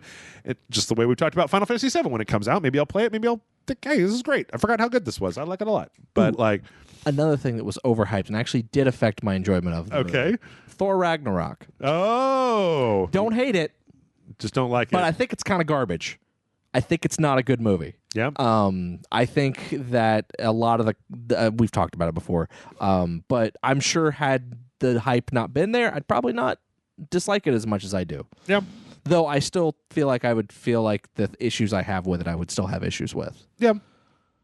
I love that movie. It's like top 3 for me, Marvel. But, you like what you like, right? Yeah. It's better than the previous 2 entries in the Thor franchise, but still towards the bottom of my list. Okay. Let's see. Lost But Broken says, hey, Jeff and John, have either of you read the book Conquest of Bread? Conquest of Bread. Do you know what that is? I have no idea what that is. Sorry, Lost But Broken. I don't know, but I do want to know. It's like a cookbook, or what is it? It's like a it's How to Serve Man. It's a cookbook.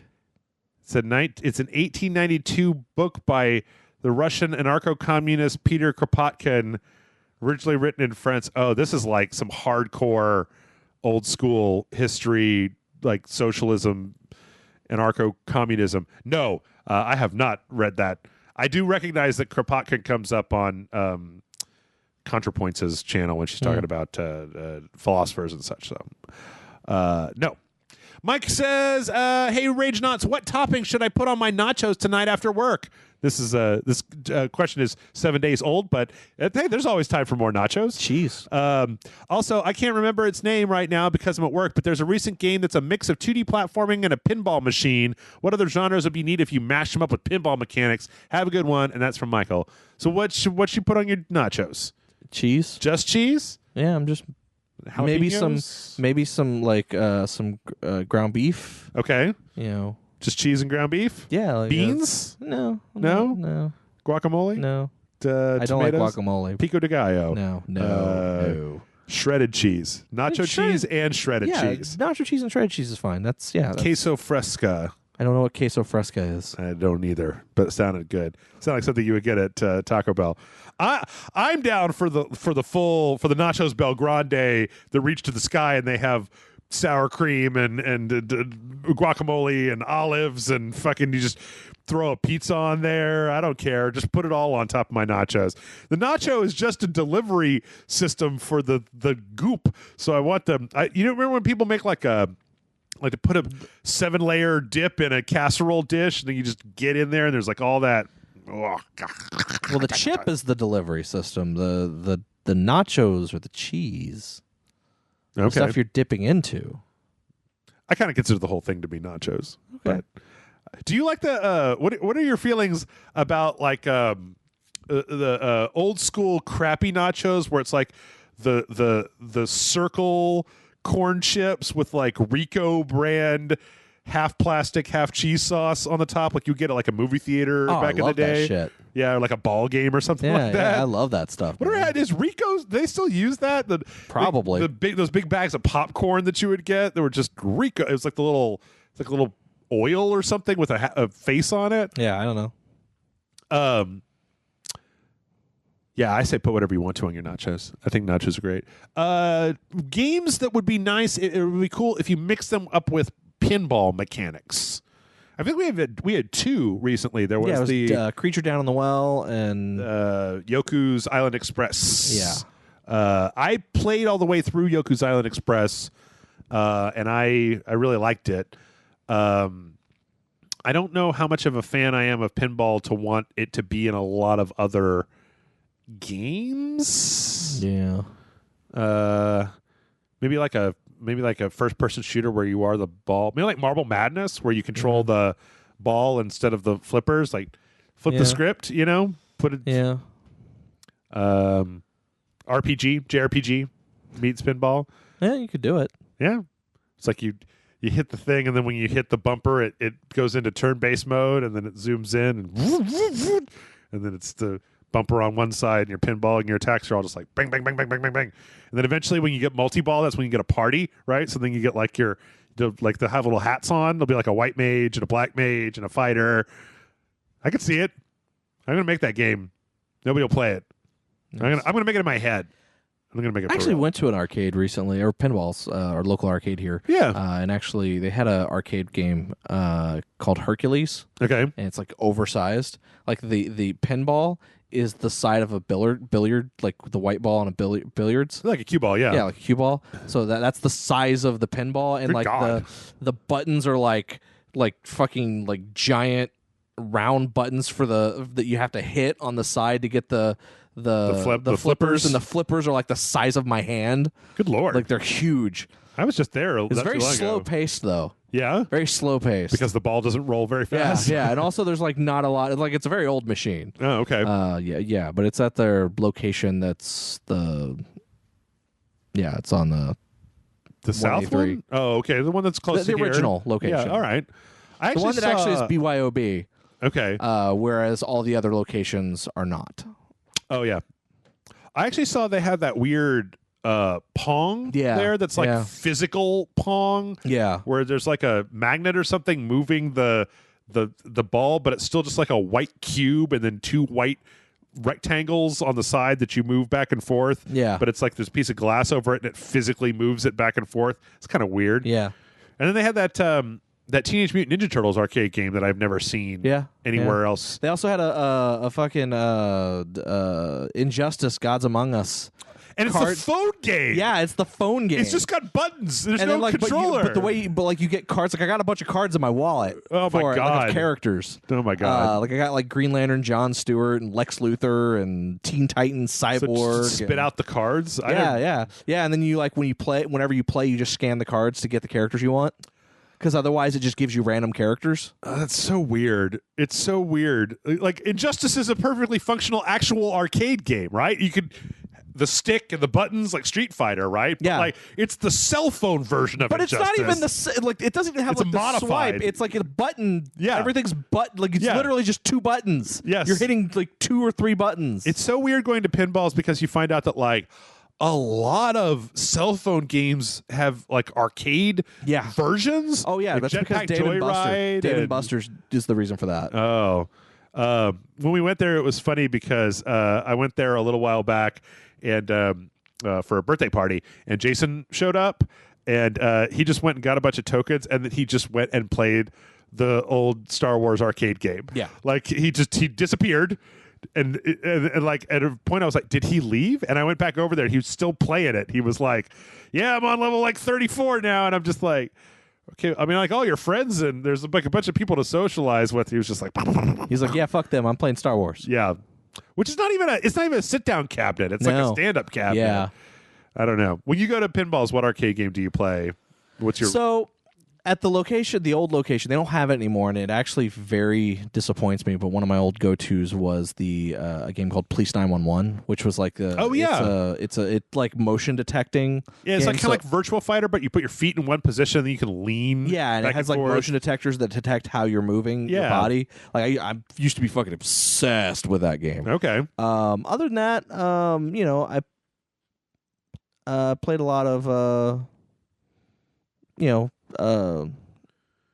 what the hell's the Time Crisis? Oh, okay. The Time Crisis games. So it's like shooters. Yeah, I tend House of the Dead. Yeah, I tend to like those more. Do they have LA machine guns there? No, well, not that one. Not that one. They didn't have the Terminator game. But they have a Halo one. Yeah. Right now, that's like a light gun. Yeah, but Halo you like game. sit down in a thing. Yeah, you're shooting. It was really strange. I don't know. Yeah. It's just I find it weird in this day and age, John, to go to a place where there's a game that I have never seen nor heard of, and I'm just like, now wait a minute, hold on, what console is this on? Yep. Let's see. Jonathan Scratch writes in and says, "Sup, Jeff and John? Yo, what is one more modern gameplay mechanic that you'd like to see expunged from existence?" Personally, I'd be happy if random loot would die in a fire. Give me bespoke cool treasure for dong's sake rather than plus 5.3 fire damage. Thanks for being amazing, genuinely awesome people. Fan for life, Jonathan Scratch. And he tells me to get a good night's sleep and that it's important and that you're supposed to do it and that you'll die if you don't. And yeah, Jeff. I don't know when to sleep. I've been ignoring the signals my body says to go to sleep for 25 years now, so I don't have any clue when I'm tired or if I can even sleep. Sometimes I'm tired and I go to sleep and then I just wake up 2 hours later and I just can't go back to sleep. So,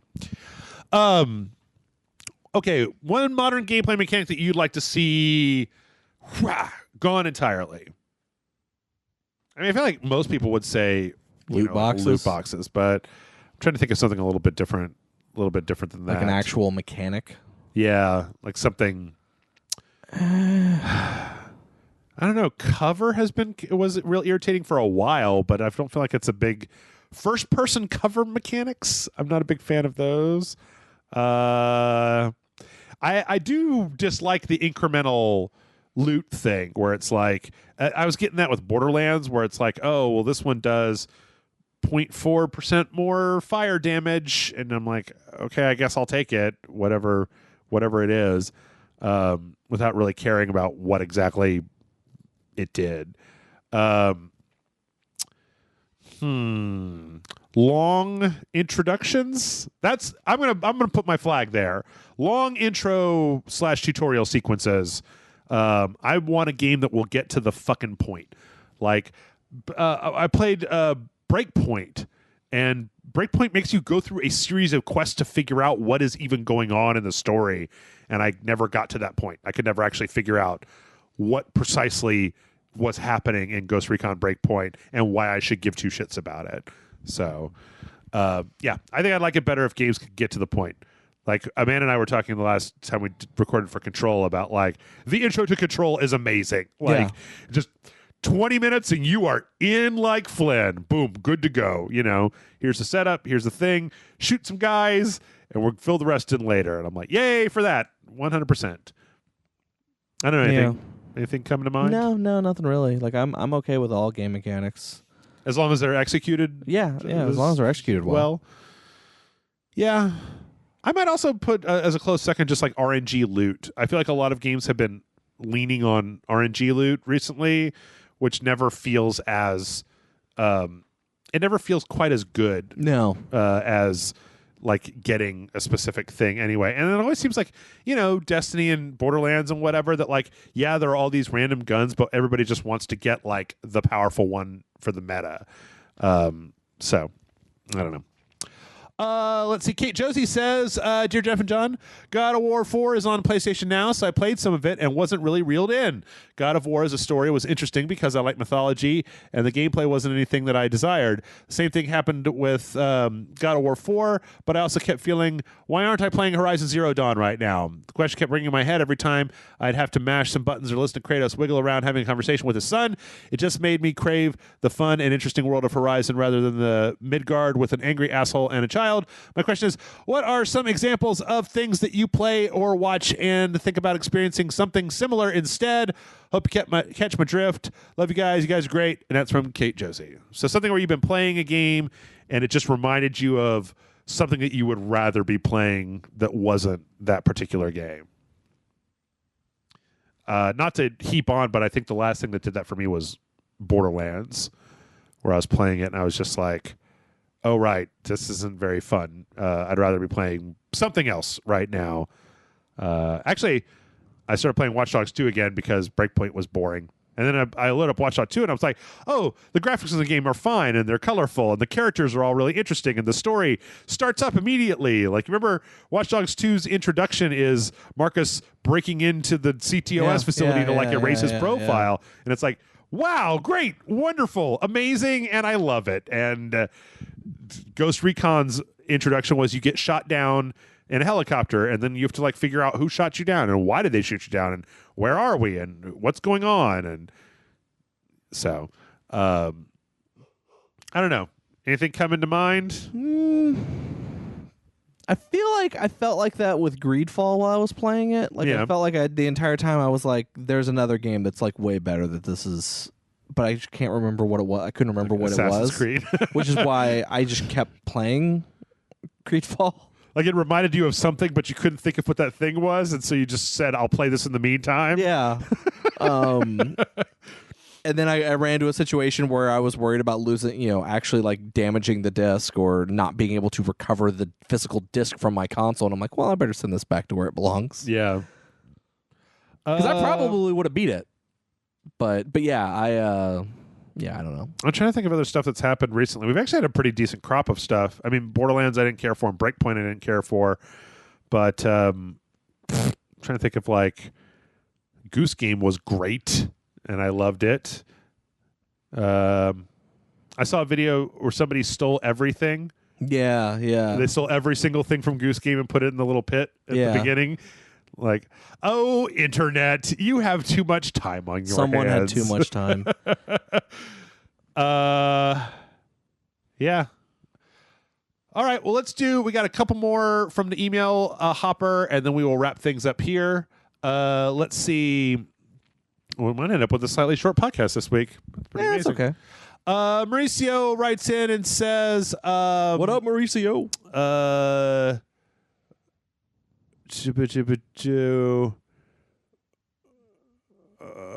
Okay. Sorry, Mauricio started writing his questions indifferently, but this is an old one. It says, just came back from seeing the anime movie Promare, and it was the best movie for me this year in 2019. I actually heard good stuff about that. I think it's Studio Trigger's first full-length movie.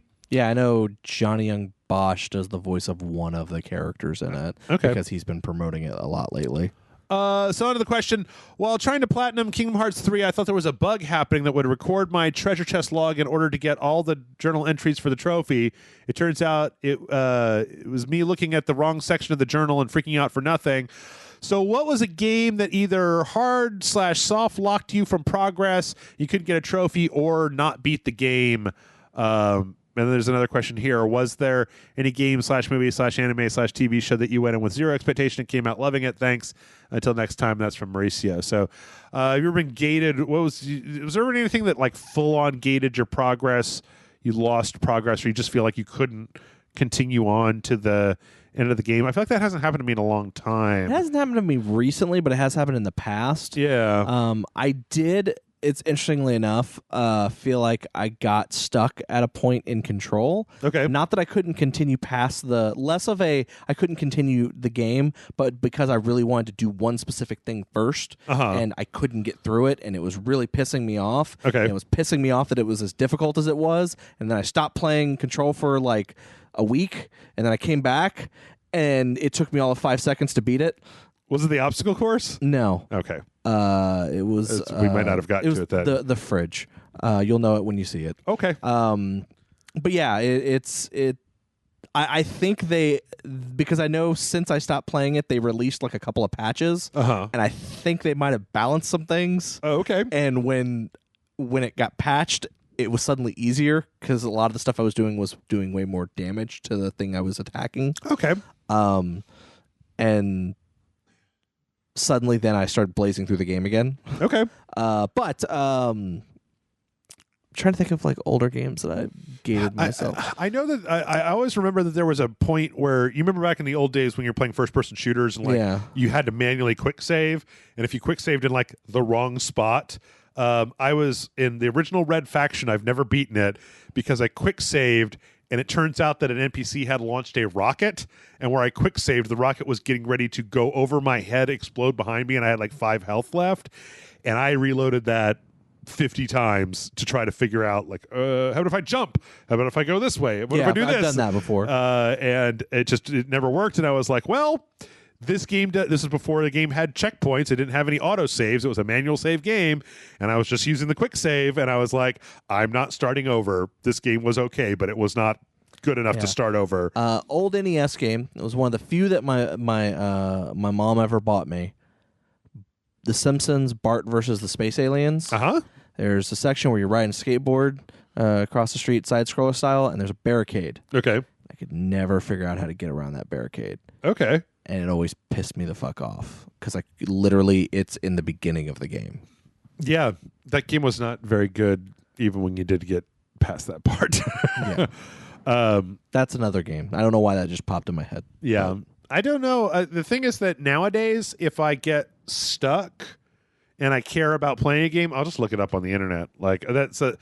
Like I feel like I've had games that crashed and I've lost progress in games, but that most modern games have autosave functions, right? Or like I know I had some things where like I'm supposed to do something for a mission and just what I'm supposed to be doing, nothing's happening. Yeah. And then like I've reloaded from a past save and then suddenly it just turns out that something didn't trigger. Yeah. And now I'm able to get past it. But... Oh, actually, no.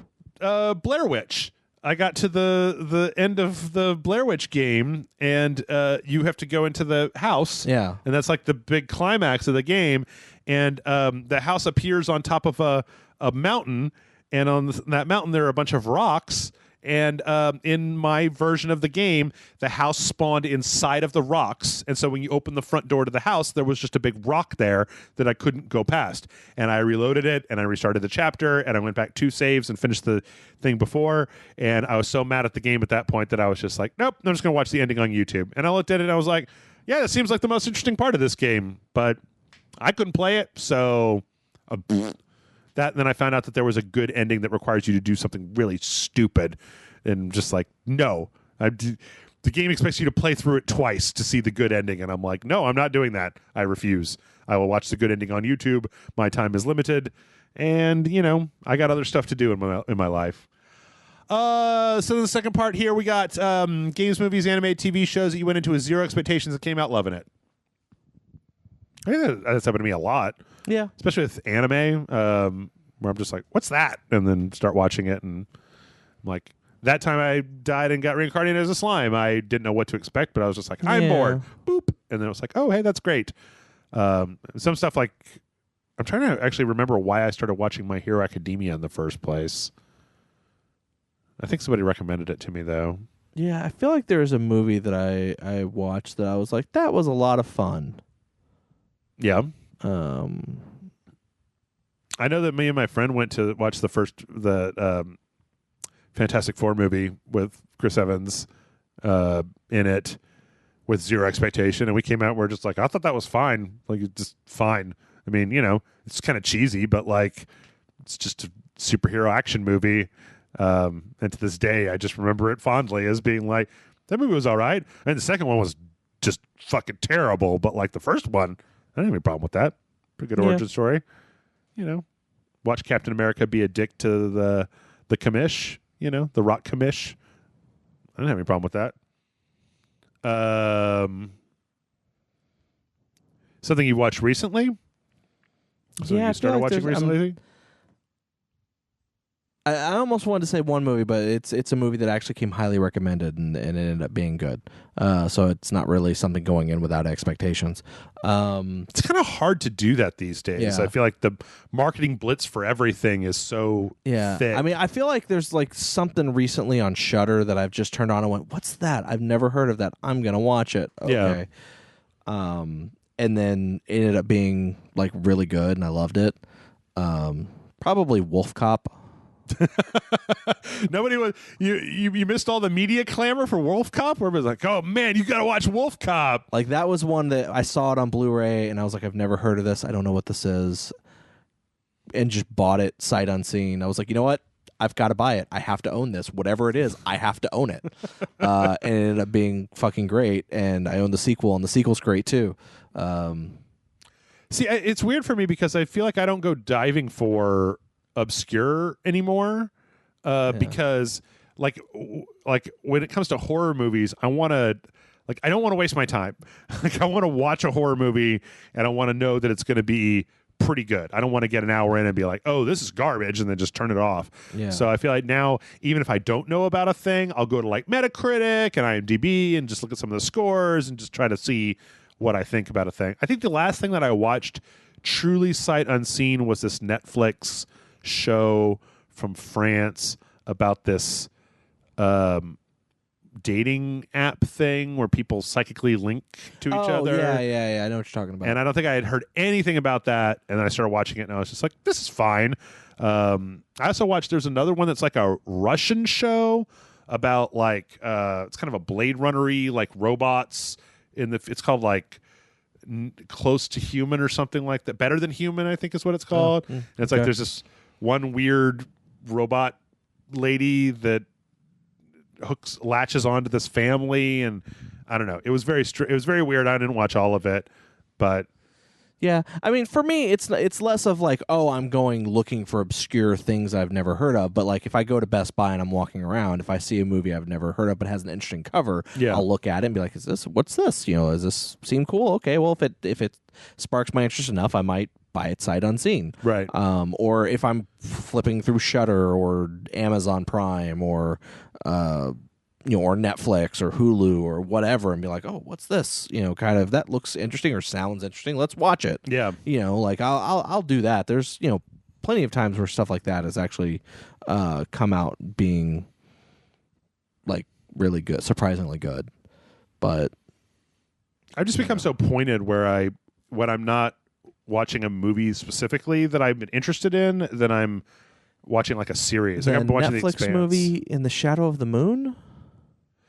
Is that the time travel, like serial killer time travel with the cop? Right. Yeah. I saw that, but I didn't. I was like, I liked that a lot. Okay. And the movie that everyone recommended that's on Shudder is One Cut of the Dead, which is really good.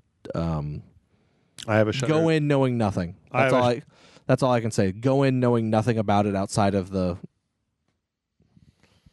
I feel like when I watched Spring, I didn't know anything about it. Yeah. Like you and Amanda had said that it was good, so I guess it doesn't really track in that question. But there's been very few. I feel like it only comes down to anime for me. Final Girls.